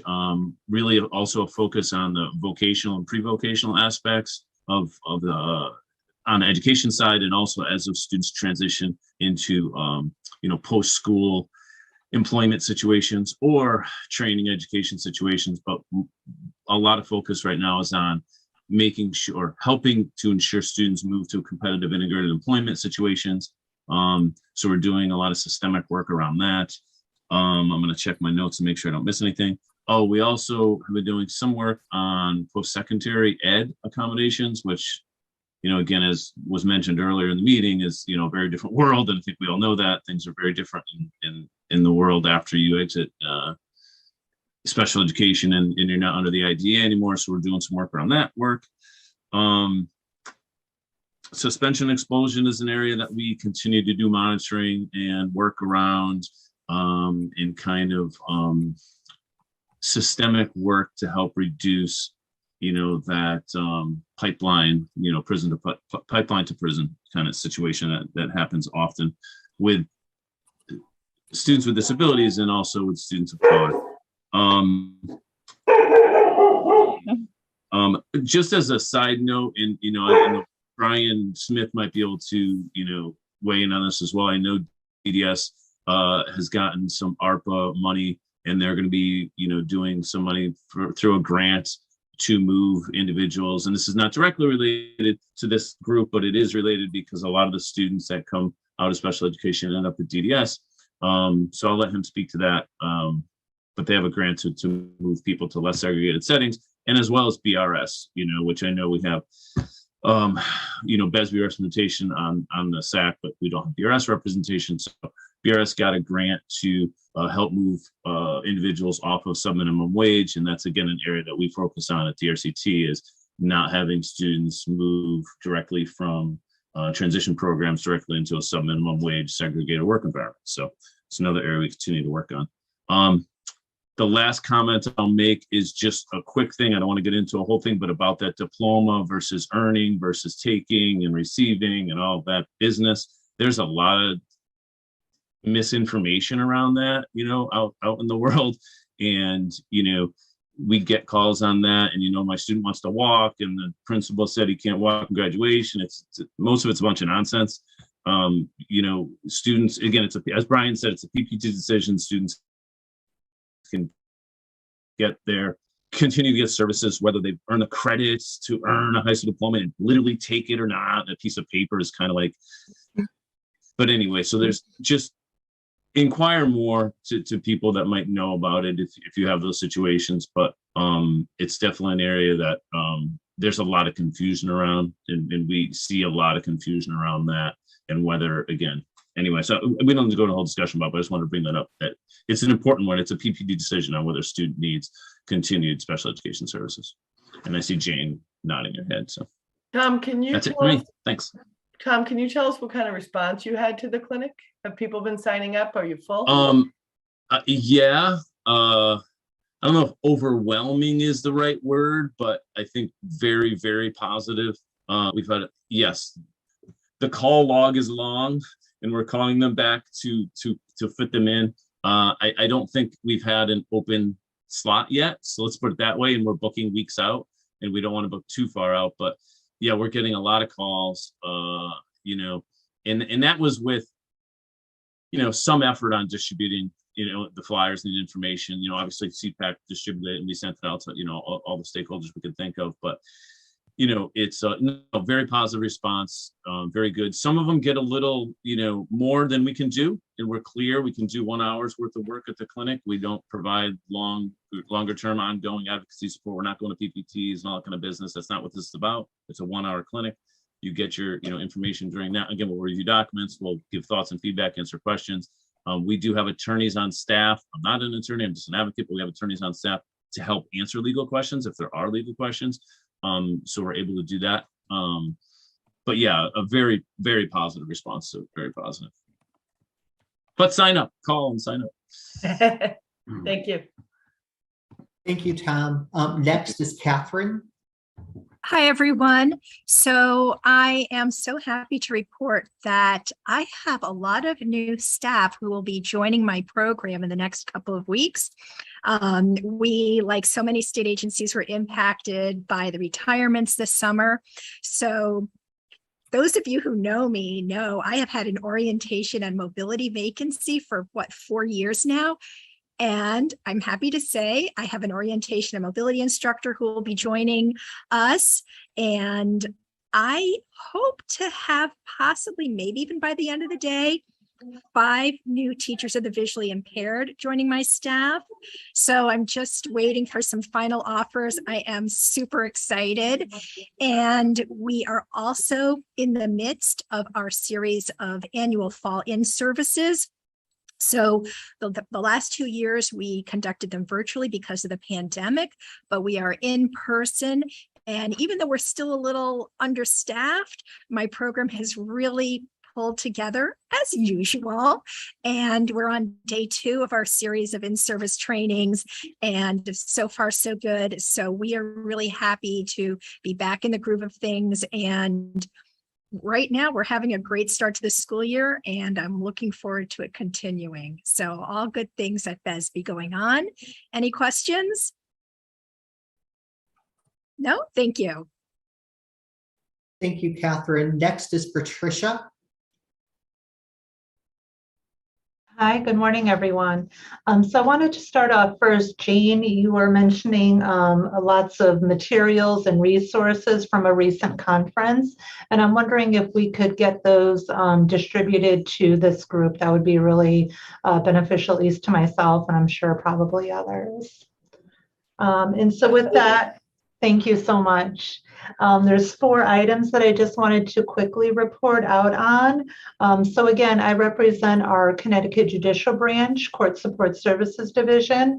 That includes 2 state-operated detention centers, 7 post-adjudicatory treatment programs, and 4 what we refer to as community residential programs. So, right, all of the students in all of those entities, right, continue to receive education while they are placed in those out-of-home residential programs.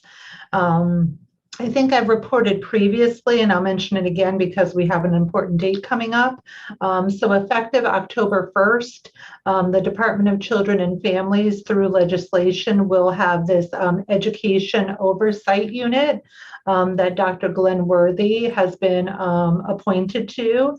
So Judicial and DCF will be working very collaboratively in ensuring that students are receiving, both special ed and regular ed students are receiving all of their required education.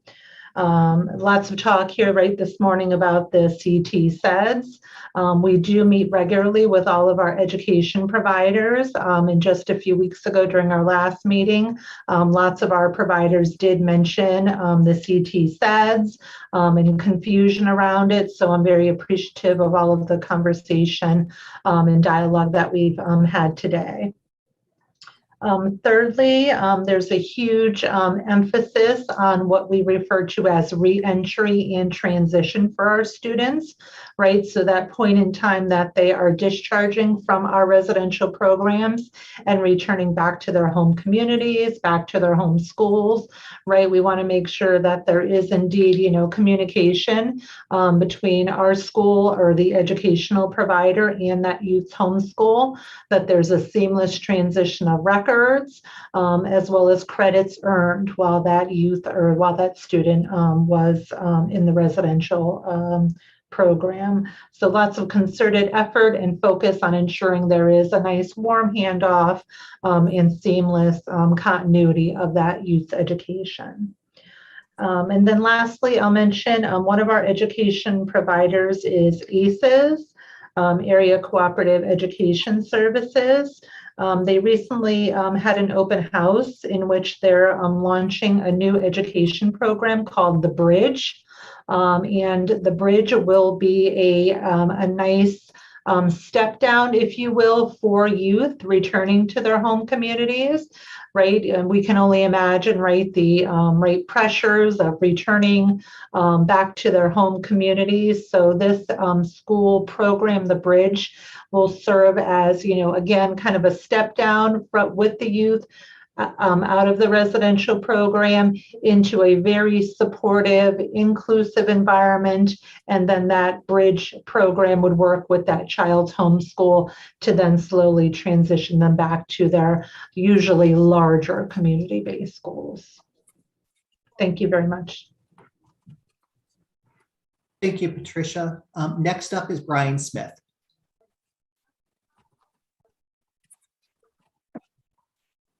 Hello, everybody. Brian Smith, DDS. I'll kind of get to what Tom was talking about some of these ARPA grants. But just real quick, and I know Catherine's very excited about all the new employees jumping into her state agency after the mass exodus for many agencies in the state of Connecticut. So we're all dealing with it, but slowly but surely we are getting many of new employees with great new energy coming in on our agency staff. So we're still in DDS world, still dealing with a lot of staff issues in our residential programs, which is replicated in our private provider network.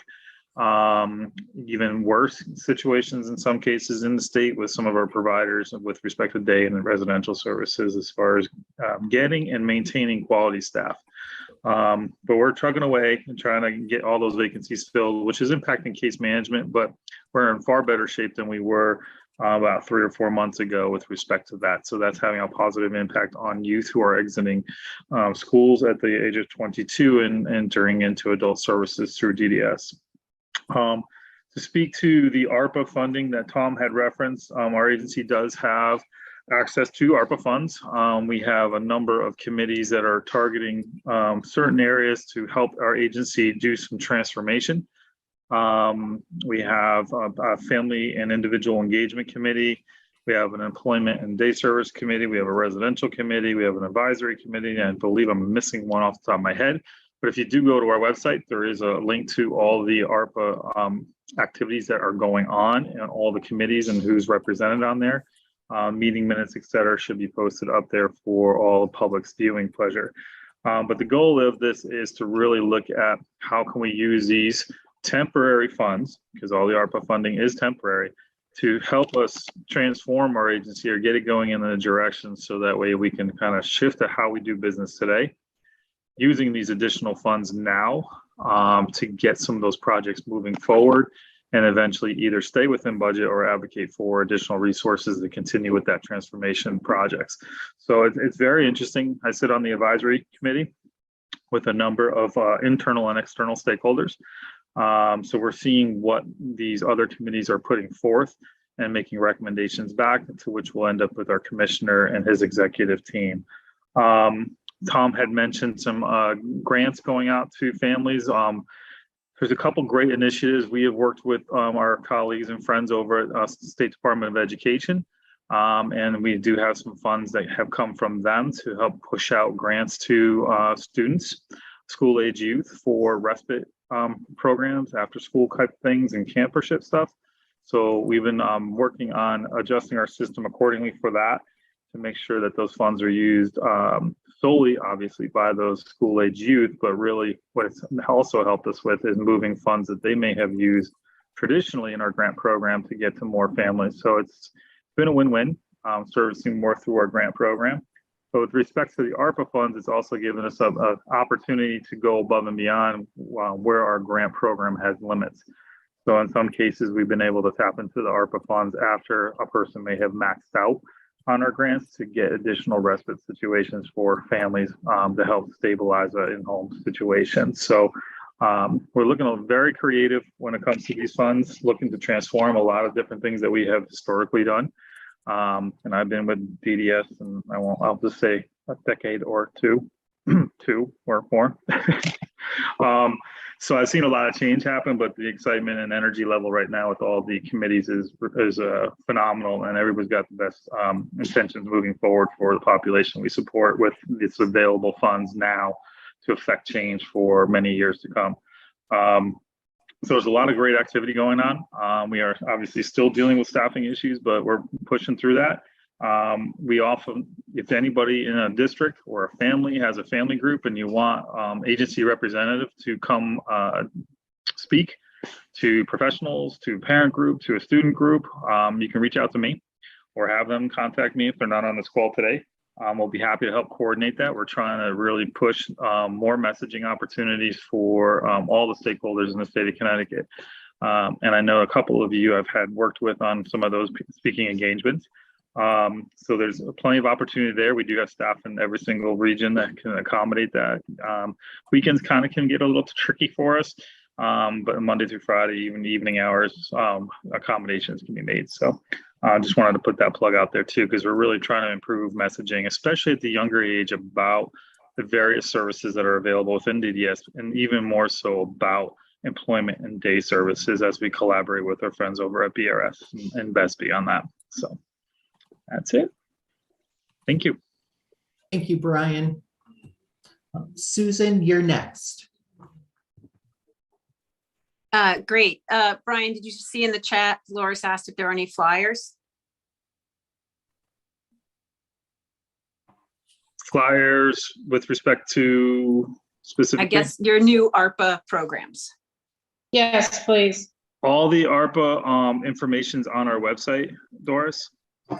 So there is a link right on our website for all the ARPA activity, all the different committees. They should be posting everything. And they are all public and recorded as well, just like these meetings are now doing. So any of the literature and information you're looking for would be on that website. Okay. Great, thank you. So mine is just a quick opportunity for transition for deaf and hard of hearing high school students. UConn has Husky Time, and it's an exposure to campus life that's appropriate for students who are searching for their future goals and who are interested in pursuing higher education in any form at any institution. So it's basically a transition training to see how that student will navigate their next steps. And I will put in the chat, it's Colleen, I'm not pronouncing her name correctly, Hajdaz at uconn.edu if you have any student you think would benefit from this program. Okay, thank you. Thank you. Next is Lena. Okay, hi everybody. Then my name is Lena Esposito. Then I'm coming from Connecticut Family Support Network. Then we used to have one support group for Apoyo en Conexiones, and it's in Spanish, and it was for the whole state. Now, last month we opened a new one that they call Grupo de Apoyo Café Conversational.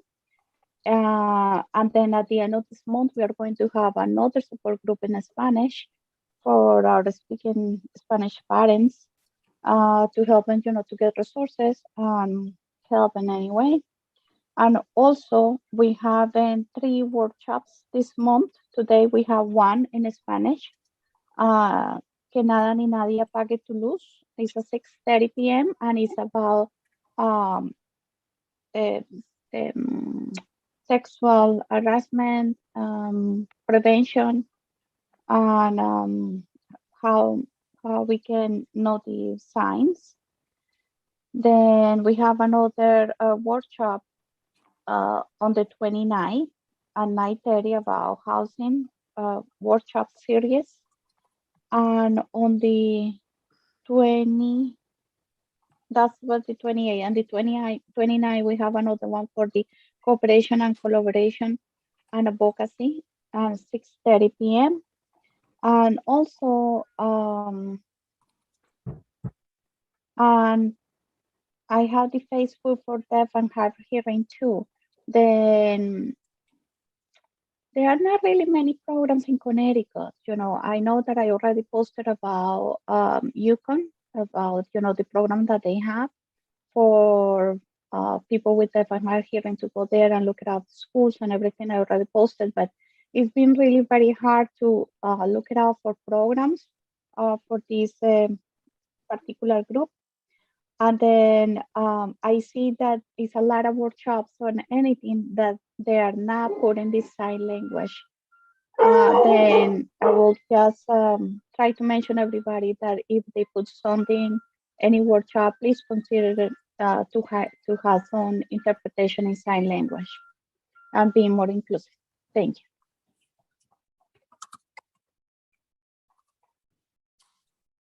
Thank you so much.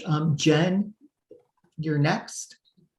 Thanks. I just wanted to share another trend that we're hearing from families from a number of districts, actually, where students have been sent home because there was not enough staff, particularly for special education teachers, and also about one district only sending out page 8 of the IEP and not sending the IEP because they had no special ed teacher for 8 weeks. So those are just some of the things that we're getting calls from families, and they were kind of in droves the last week.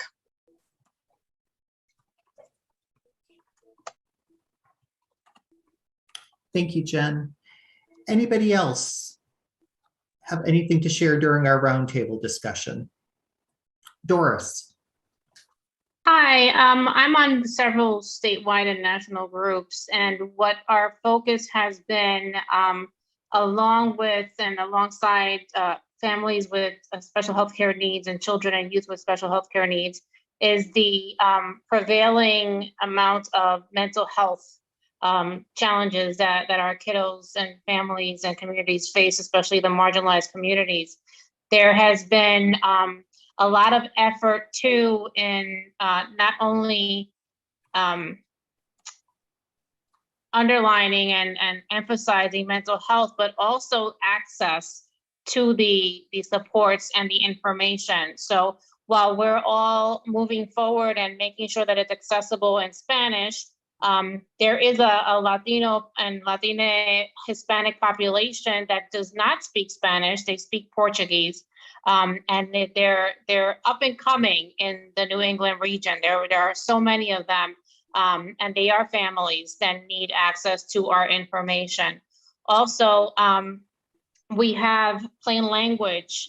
Plain language has been a focus with the communities that I work with, because our children and are often interpreting for families, or they are as a person with disabilities myself and born with disabilities, it's a struggle to make ends meet or understand the context and the verbiage used even in IEPs and 504s, where I've had educators and leaders in education mix up the language and the children even in the documentation. So there's a big movement for plain language in all efforts and in the health industry as well, and a move for mental health among peers. So peer workers, peer collaborators, youth that can serve as peers. And CASA, CT CASA, Kids and Self Advocates, has been doing a phenomenal job with that locally and actually legislatively. There is also a move for educating legislators, educating leaders locally, statewide, and at the national level with Family Voices, Parent to Parent, and the genetics system and siblings networks nationally. So I wanted to share that there are so many resources that are not being trickled down or made accessible to many of our marginalized families, and we need to do a better job than having them sit in silos as we have. COVID has brought about innovation, but a lot of our families still don't have adequate access to technology and to streaming systems. Thank you. Thank you.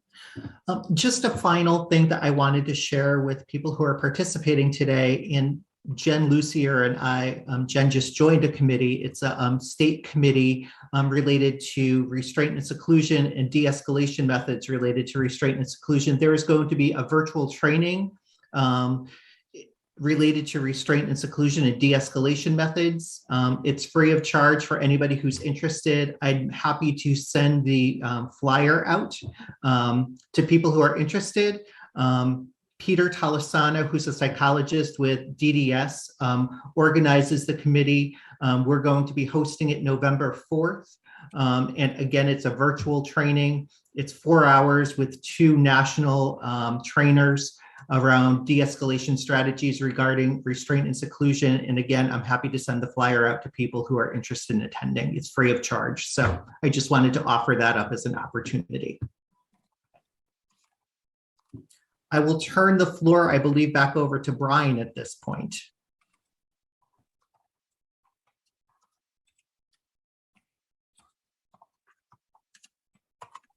Thanks, Sean. Thanks, everybody. How's everyone doing? Do you need a little bit of a stretch break, or are we good to go? Shaking heads no. Thumbs up. Awesome. So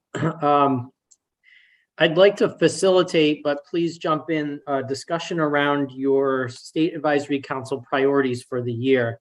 So many of you were able to attend a session in July, which was a retreat / training format in which we were able to have a discussion around prioritizing the unmet needs of students with disabilities across the state. So in an email, Jolie sent out a summary of that. And I did want to very briefly just share my screen and kind of go through, just bear with me 1 second. I wanted to go through that PowerPoint so that you can just get a sense of the process. And then I'd like anyone that was able to attend that to just jump in and share information or your experiences during that session. Share screen, here we go. All right, hopefully that's coming through. So CERC was able to facilitate. We had Christine and Nicole with us. So just want to thank them again for their organization and facilitation around the meeting. They took us through a process called the Golden Circle, and just talking about purpose and, you know, what brings you all to this work or to this process in supporting students with learning challenges across the state. And so there was a series of Padlets that were organized to collect thoughts of individuals. We had some really nice group activities, chance to meet in person and chat in a really nice environment down by the shore. And it was really, I really appreciated everyone's participation and discussions and effort into these activities. So we talked about hopes and dreams and challenges. And as I mentioned, Jolie shared a document that it was just a very simplified Word document trying to capture all of the information. I want to thank Susan for organizing it in the fashion that she did, as well as the Executive Council for tweaking that information and putting it into kind of a usable format for us for today. There, we talked about previous priorities that were and new priorities that are going to be coming up. And finally, you know, working through hopes and dreams and wishes and narrowing down those priorities into the must-haves. So this is the structure. These Padlets are still live if you do want to add your thoughts. But as a group activity today, I have a couple of options for you, and I think I can pose both and we can do like a little bit of a straw poll. But this is the document that I was mentioning as I was going through the PowerPoint. On the left-hand side were those priority areas that were identified by the group, one being around staffing and teacher needs throughout the state. And much of our discussion today is focused on that. The least restrictive environment and how this work is so important pre-pandemic, during the pandemic, and as we continue into the current school year. The concept of student voice. And then finally, the last two areas, but not least, the social emotional well-being of our students, and then appropriate employment experiences. On the right-hand side were those Padlets where our challenges were collected. And I'm sorry if I'm making you dizzy with all this scrolling. And then our hopes and dreams here. So you should all have this document as a foundation, and just wanted to thank those that were able to participate. We miss those of you that weren't able to be there in person, but I just wanted to open it up for a couple minutes to any who attended, to anything that you wanted to share about that process or add to what I shared as a very high level, broad overview up to this point in time.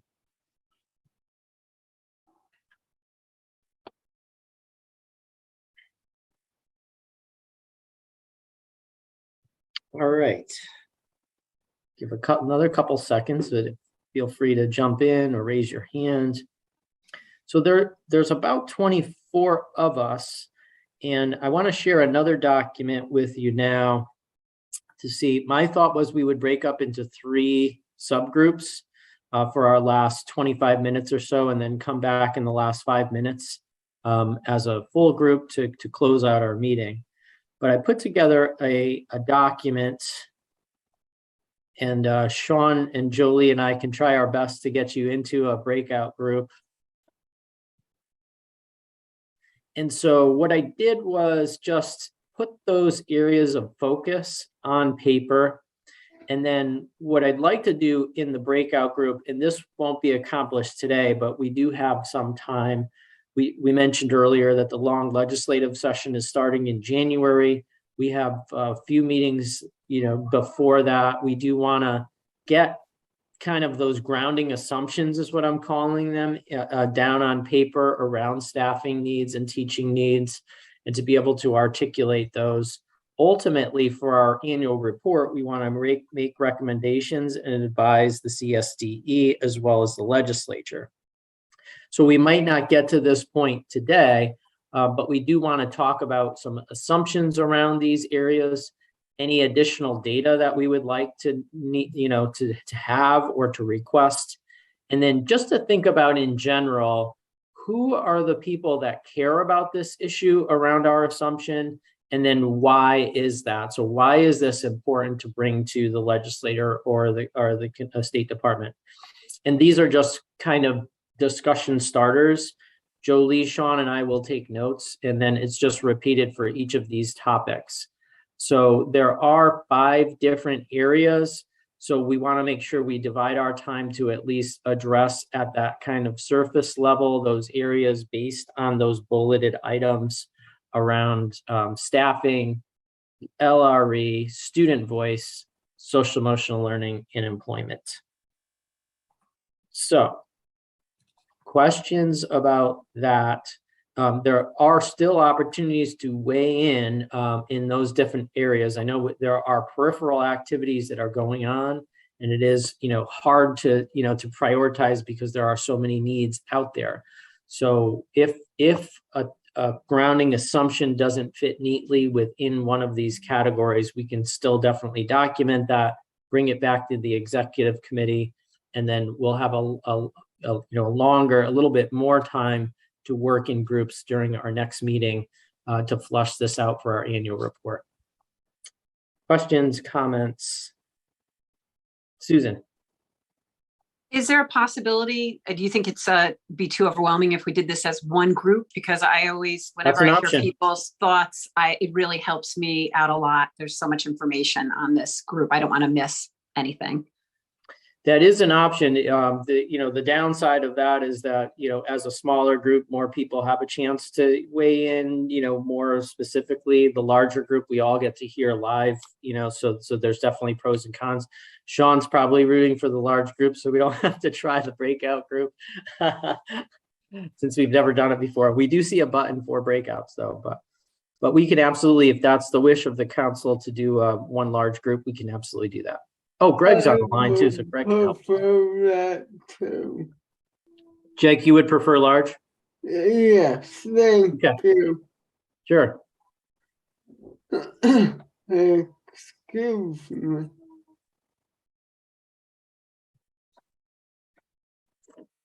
Brian, if you do a large group, would you guys mind if I take off? Do you need me to take notes for the large group? No. For the large group, I'll be. What I'll do is I'll share my screen and type in the sections. Thank you, Sue. So I'm happy to do that. Thank you so very much. Thanks, Jolie. You're welcome. Bye, SAC team. See you guys soon. Yeah. Bye, Jake. Bye, Mr. All right. Shall I go back and share my screen again, and then we can kind of talk through, work through? Very good. All right, so I'll do my best to kind of scroll through, and if someone wants to start, I'll start typing.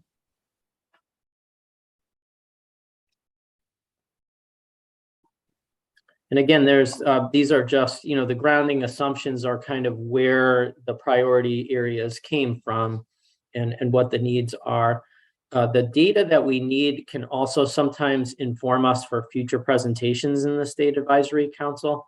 So that if there are experts we want to bring in or presentations we want to hear related to these priority areas, that's something I'll jot down as well.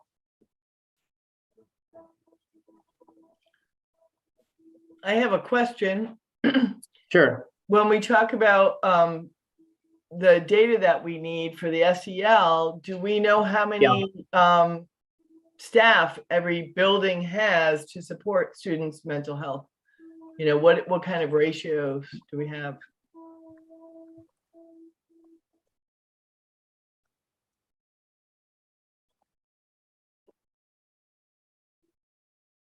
Thanks, Jane. There are new legislative requirements around this that the State Department's working on. So absolutely, we can get updates on that process. Doris? Thanks. I often have a question about the SEL and mental health and all of these bills that have passed, and there's funding galore, and rightfully so. But I don't often hear the supports and the social aspects from the family standpoint. So there's an urgency to protect and support children and youth, but there's a loss there where, the wraparound around the family and the communities that's a provide where the child is, it's not often, interconnected. So I'm wondering if there could be a place or a space for that, because families are supposed to be engaged and involved, but if they don't have the supports in place, then, the child is lost as well. Thank you, Doris. Thanks. Anna? Maybe it's related to what we're talking about, but maybe not quite something that you need to write down. But I know we do have some legislations, as Doris mentioned, one of which is the monster bill, the SB1. But I also know, and there are certain deadlines with that, and they are supposed to be guiding all of the practice in the schools, but they don't seem to be meeting the deadlines. For example, ableism task force has only 4 members appointed at this time, and they're due a report in January.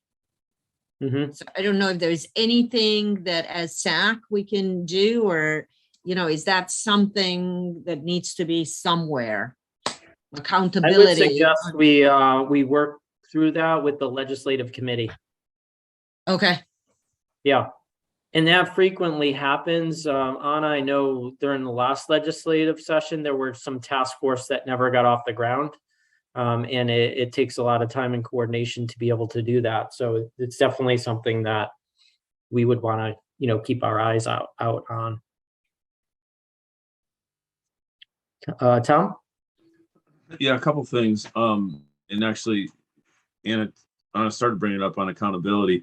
Sometimes I wonder, again, talking about social emotional learning, if there's, and I'm not privy to the exact numbers, if there's ratios, right, in each building or in each district and stuff like that, but what is the accountability and how do we hold districts or schools if those positions aren't there, they aren't filled, like what's the,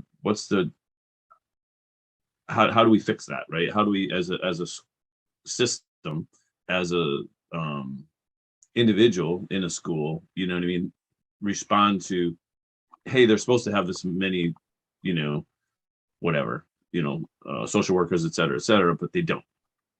Now what? Okay, great. They don't.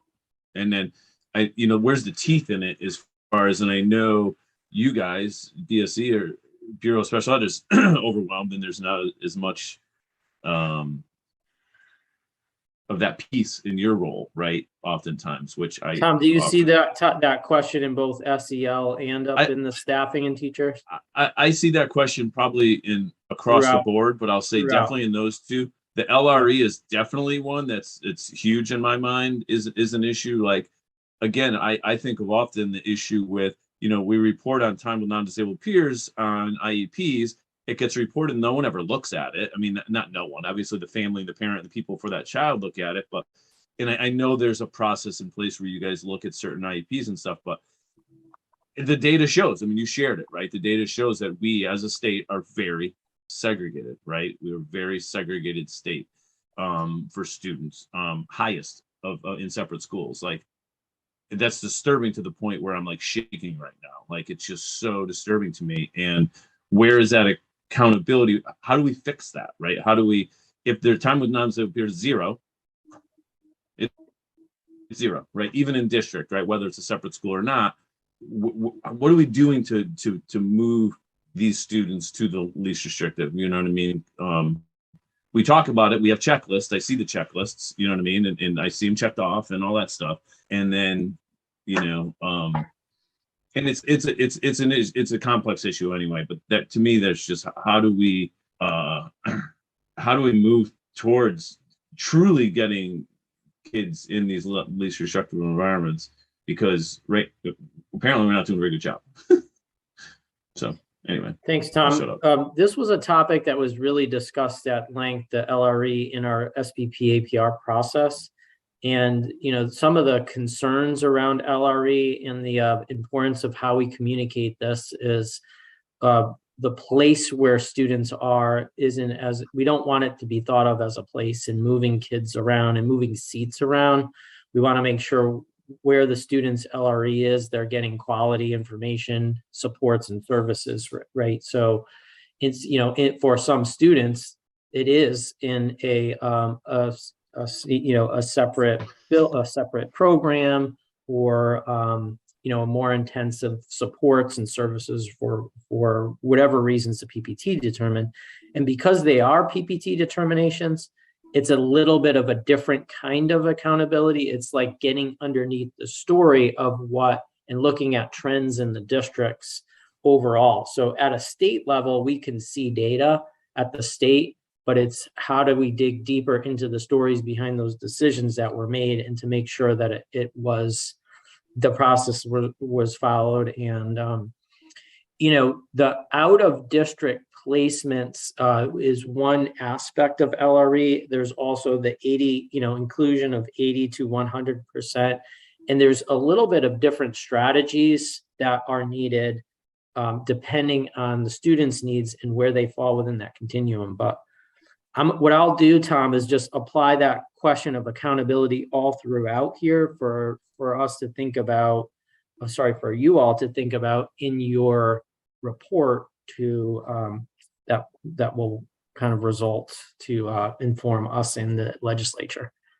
And real quick, and not just to jump in before Jen and Jane get to speak, because I'm Tom and I got to get my words in, but I'll disagree to a certain extent with some of what you said, because I think place is extremely important, right? So I think I agree. We want the student to get the supports and services they need and all that good stuff, but getting that in an inclusion first grade classroom versus getting it in the resource room, and clearly I think most all of us would agree in an ideal world it would be best if it's in a least restricted environment, it's in that full inclusion setting, and the student gets the service and supports. I know it doesn't always happen, and there's reasons for that, and that's why we have all these other programs and separate schools and all that stuff, and I get that. But I think place is very important, because those students often end up in very segregated environments throughout their lifetime, and that continues, right? So it's an issue for this time period of a child between 3 and 22, and it continues to, for a lifetime in many of these individuals, and it's disturbing to see it, and I've seen it, and I continue to see it. And so I think, again, understanding support and service and all that stuff, but I think this least restrictive,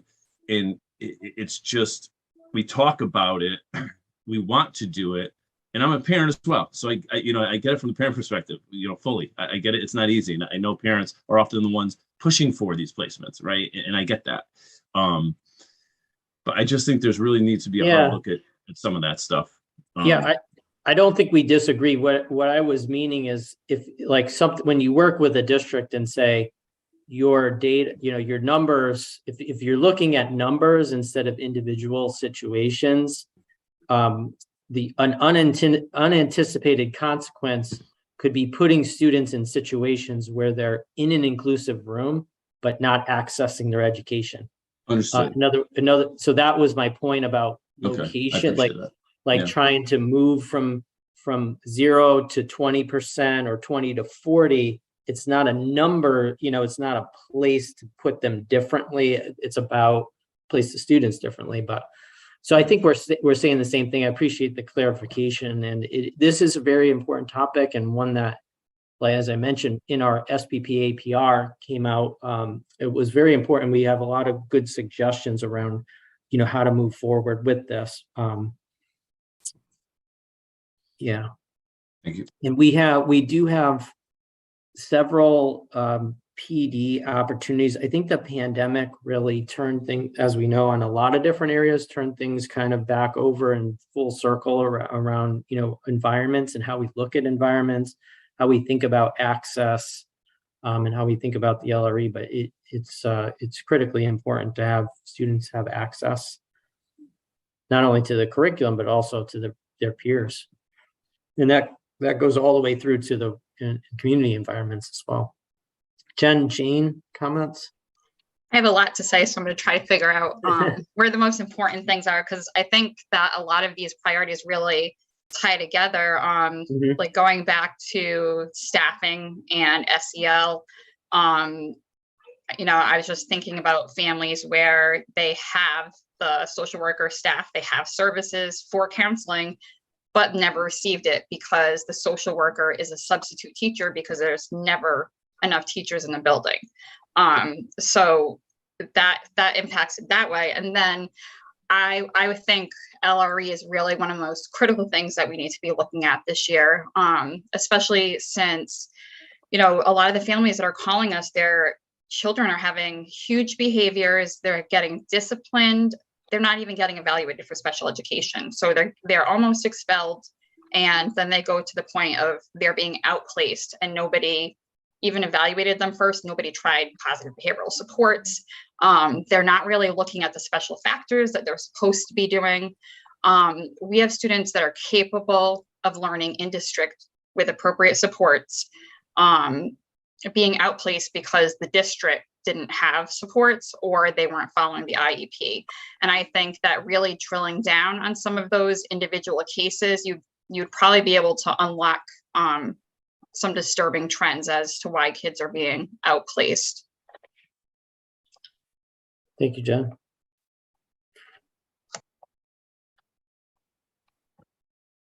We will clean up the language a bit, but I'm just getting the main concepts here. Jane? So I wanted to talk about who cares about this issue. Every single one, you're going to find parents care about this issue. So that can go under every single one. But for the LRE, I would like to talk for 1 second about what the CCSSO effort is that's happening right now. What do you think about that, Brian? Absolutely. So I am on a team with Brian and other folks from the State Department of Ed, Institutes of Higher Ed, that the state is working on an inclusive principals program so that the building principal, which to me is a critical player, is informed about how to create inclusive environments and have an inclusive school. And in Connecticut, compared to other states, we're doing students with disabilities and English learners or multilingual learners, as far as trying to make sure there's an administrator in the building who is taking that inclusive lens. And inclusive for us means obviously all the students, but the families and the staff as well. Like, how do we create that inclusive environment where everyone feels a part of their community? So I think that there is work being done, but it's still very much being created. And I know that based on what Jen shared and what Tom and I see all the time, the urgency is greater than this program is going to get to us right away. But I think, as in most things, we need to do big picture long term. And then, as Jen's saying, let's dig in some of these cases right now and do the short term, what's happening right now analysis, so we can look at both and work from both directions. Thanks, Jane. Nachi? Thanks, Brian. Just needed to unmute. There's a lot been said here that I agree with. So I was going to say something akin to what Jen had talked about earlier, that it's all these things kind of tie in together. And when we look at the foundational tenets of LRE, the idea that supplemental aids and services are, to be used to the maximum extent appropriate before the child is considered needing to go to another program or change their LRE situation. At present levels, as we know, present levels are what guide a lot of thought and idea of what child needs program placement. And present levels are often seen in a child as to what's happening in that in situ classroom. And for that child who doesn't have supplemental aids and services that may be brought to bear, that child's present levels may look drastically different than the child who did receive those. So I'm remembering, I've been in this game a long time, pre-PJ and post-PJ. So when we hit PJ and we tried to work through that, we used a lot of that language, supplemental aids and services, to ensure LRE occurred.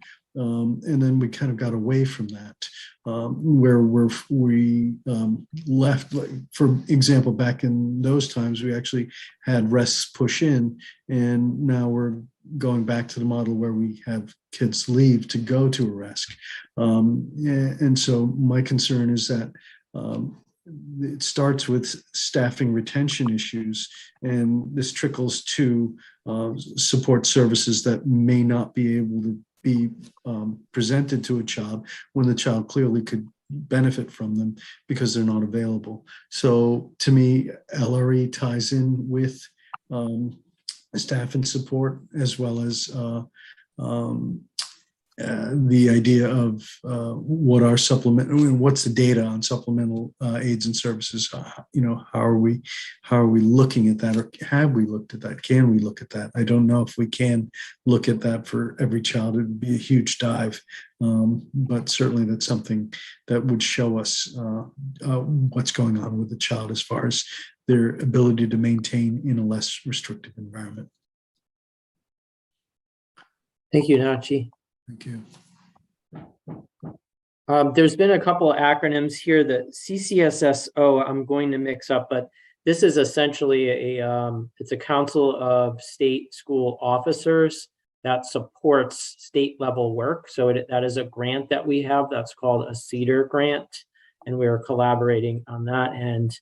And then the PJ settlement, as Nachi referred to, was a lawsuit. I forget how many years ago now. It was in 2001.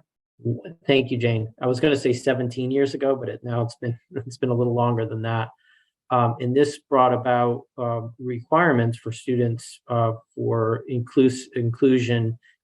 It's 80% of the time with non-disabled peers, and the student at the time had a cognitive impairment.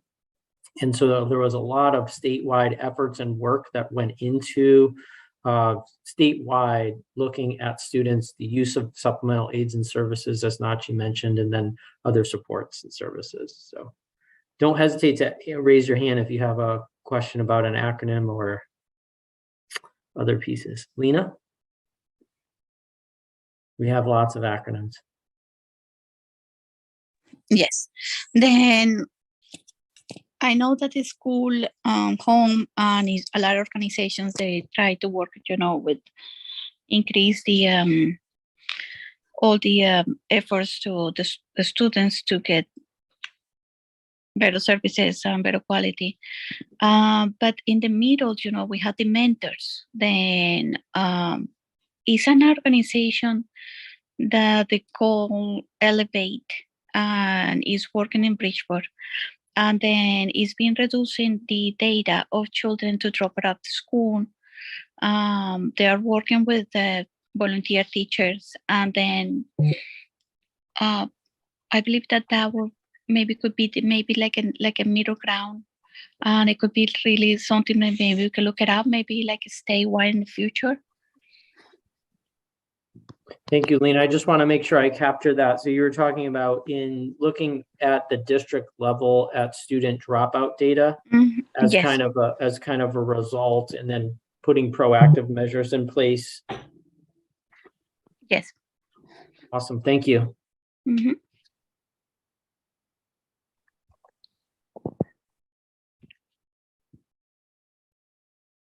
Susan? Jen had mentioned that students were being outplaced when they had behavioral problems without being evaluated. When does child find come in? When are the criteria met when you have a student with repetitive behavioral problems? When do they say we need to evaluate the student to see if they have some sort of disability? You're asking me the question? Anybody, Yeah. anybody. So I mean, all districts are responsible for child find, and a pattern of behaviors is that is less than desirable is one of those indicators that should generate an evaluation. So that is a responsibility that districts have under state statute. I mean, it's really right from the jump. I mean, it's anytime child finds, anytime there's any concern of sort. And I think what Jen was referring to, sorry to jump in, Brian, but is students who are already identified most often, right? So it's these students that are already identified. She's not. Okay, so Jen was referring to students that are not identified behaviorally. Okay. But so I would add that to the bucket then, you know what I mean? It's also students who are already identified with behavioral issues who end up outplaced in a program or district or school or whatever, stuff like that. But Jane, do you want to add to that? Well, just to answer Susan's question, the information in the parents' guide says a prompt referral is required when a child's behavior is impacting their education, basically. So there's a lot of kids whose behavior, especially since the pandemic, has been impacting their education, who have not been getting that prompt referral. I think that's really where Jen's going. And they escalate so much that then they end up, there's no intervention, they just go out because they haven't been getting the intervention. So they get so extreme that the next step is they might even get identified, but they're still outplaced because nobody did that prompt referral when it was appropriate. And we do see that fairly frequently. And that's what I'm referring to. I had a parent reach out to me whose child was having behavioral problems. And finally, they got to the point where they asked for a meeting and they said there's nothing wrong. So they ended up having to pay for testing themselves, to find out that the child had ADHD, and that's what was it. And then they put a plan in place. So what I'm saying is, I know they say prompt referral, but what we've mentioned with other things, who's monitoring that's actually happening? Who's going through saying, well, this child has had this many behavioral issues. Why wasn't child fine brought in? So when does that happen? Doesn't. So parents receive procedural safeguards, throughout these process, or need to receive procedural safeguards. So as these processes are happening, parents and students have rights. And if a parent feels as though those rights are being violated, there are processes that they can tap into and address for us. We are looking at, when we look at LRE, we're looking at numbers based on a student's IEP and documenting those and putting proactive or responsive PD in place to address least restrictive environment. But those responsibilities are communicated between the LEA and the parents. And as we've heard, CPAC's had, calls and circumstances and experience, and Tom's mentioned some as well, where, those processes aren't adhered to. So parents do have rights around that, as well as the students. So, we have a lot of mechanisms in place at the state level, but it's a matter of informing parents, informing school districts, and, ensuring that those processes are adhered to. And real quick, I'll take my hand on in a second, Brian, but just a quick jump in, Yeah. as I go in and out of these different placements for students with disabilities, I'd be remiss not to mention that students of color are disproportionately, and I think we know that from the data as well, represented in some of these programs. It's a problem across the board, but most especially for students of color. And I think the data bears that out. And I know we've talked about disproportionality in the past, but specifically with regards to, students being outplaced or in these separate programs. Tom, I'm gonna capture that under data we need for the group in this section, but it sort of overlaps, like we've been saying. A lot of, like Jen and you both pointed out, a lot of these topics overlap.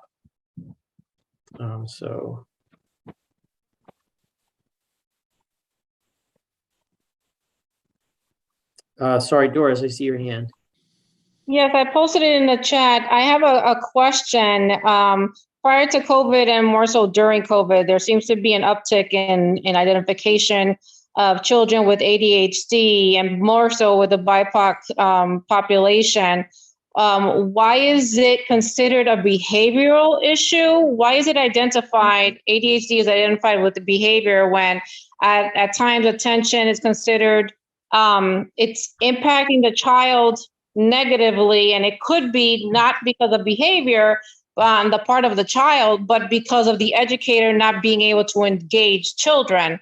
So when did it happen? When did this happen? I guess that ADHD is aligned with behavioral issues.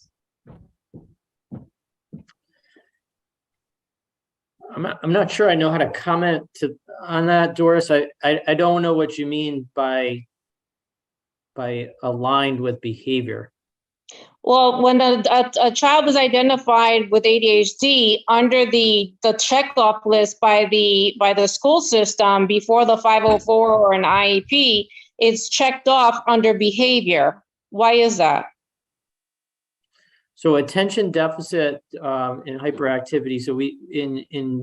So for the IDA, for special education, there are primary disability categories under other health impairment for ADHD. It's separate than emotional disability. There are separate criteria for eligibility for that. The students are individualized. So the disability in and of itself doesn't qualify someone for either 504 or special education. It's a determination by the team to say, how is that disability impacting that student's access? And then what services are needed to be able to provide specialized instruction in the special ed area or accommodations in an area of 504 for the student. So that's the process. There isn't any type of automatic association or assumption, or shouldn't be, based on a primary disability category. That's just an entryway or a potential entryway for protections under the law and programs for students to support them. I'm not sure if I'm answering your question, but we can, yeah, Jane, go ahead. No, you're not, because I'm going through this right now. So I would love to hear. It's a 5-year-old child that is in foster care, and she's been bounced around and had the identification by a preschool teacher that suggested that she had ADHD, and so did 2 others in her class that were in the BIPOC children. And then we're waiting for a 504 to happen, and on the 504, the invitation for the 504 meeting, she's identified as ADHD, and it's under behavior, and it's not a behavior. Yeah, I can't comment on an individual student or form, but Doris, you could reach out to us offline and we can try to provide some clarification. Okay, thank you. But typically referrals are categorized as either, an academic need, behavioral need for support, or, other types of access areas. That's typically at the referral level. We're just about at time, but I know there are a couple other hands up that I want to get to, and then just know that we do have a lot of information that was submitted during the retreat on these topics. This discussion has been really helpful as well. I think one of the main pieces is just the interconnectedness of these and how we can turn these into recommendations for next time, and working with the executive council to do that. Jane and then Dimpy. So I just want to comment quickly to Doris in that schools typically take data on attentiveness and inattentiveness and some of the other behaviors. So they do see those as behaviors because that's how they track them. That's my only thought on that. But my other point, Brian, is in the chat, you can get it later, is I mentioned it as PPAPR. Focused monitoring was a way that we changed the LRE situation back in the PJ days. And so it was one method of accountability that seemed to work as long as it was happening. Thanks, Jane. I don't know if Greg's still on is Greg Glidden? Greg, are we able to? Yes, I'm here. Thank you. Are we able to save or pull out the chat afterwards? Because I noticed there are a few different comments. Yeah, we should be able to. Who's If up not, as I can host? just try. Sorry, go ahead. Who's up as host right now? If you set me as Sean and I are. If you want to set me as a co-host, I can grab a copy of that. Okay, Sean, let me know if you can do that while I'm sharing, and then if not, we'll try to do that before we log off. I have no clue how to do that, Brian. So if you just hover over my name or in participants, my picture, the little 3-dot menu there, you should be able to set as co-host.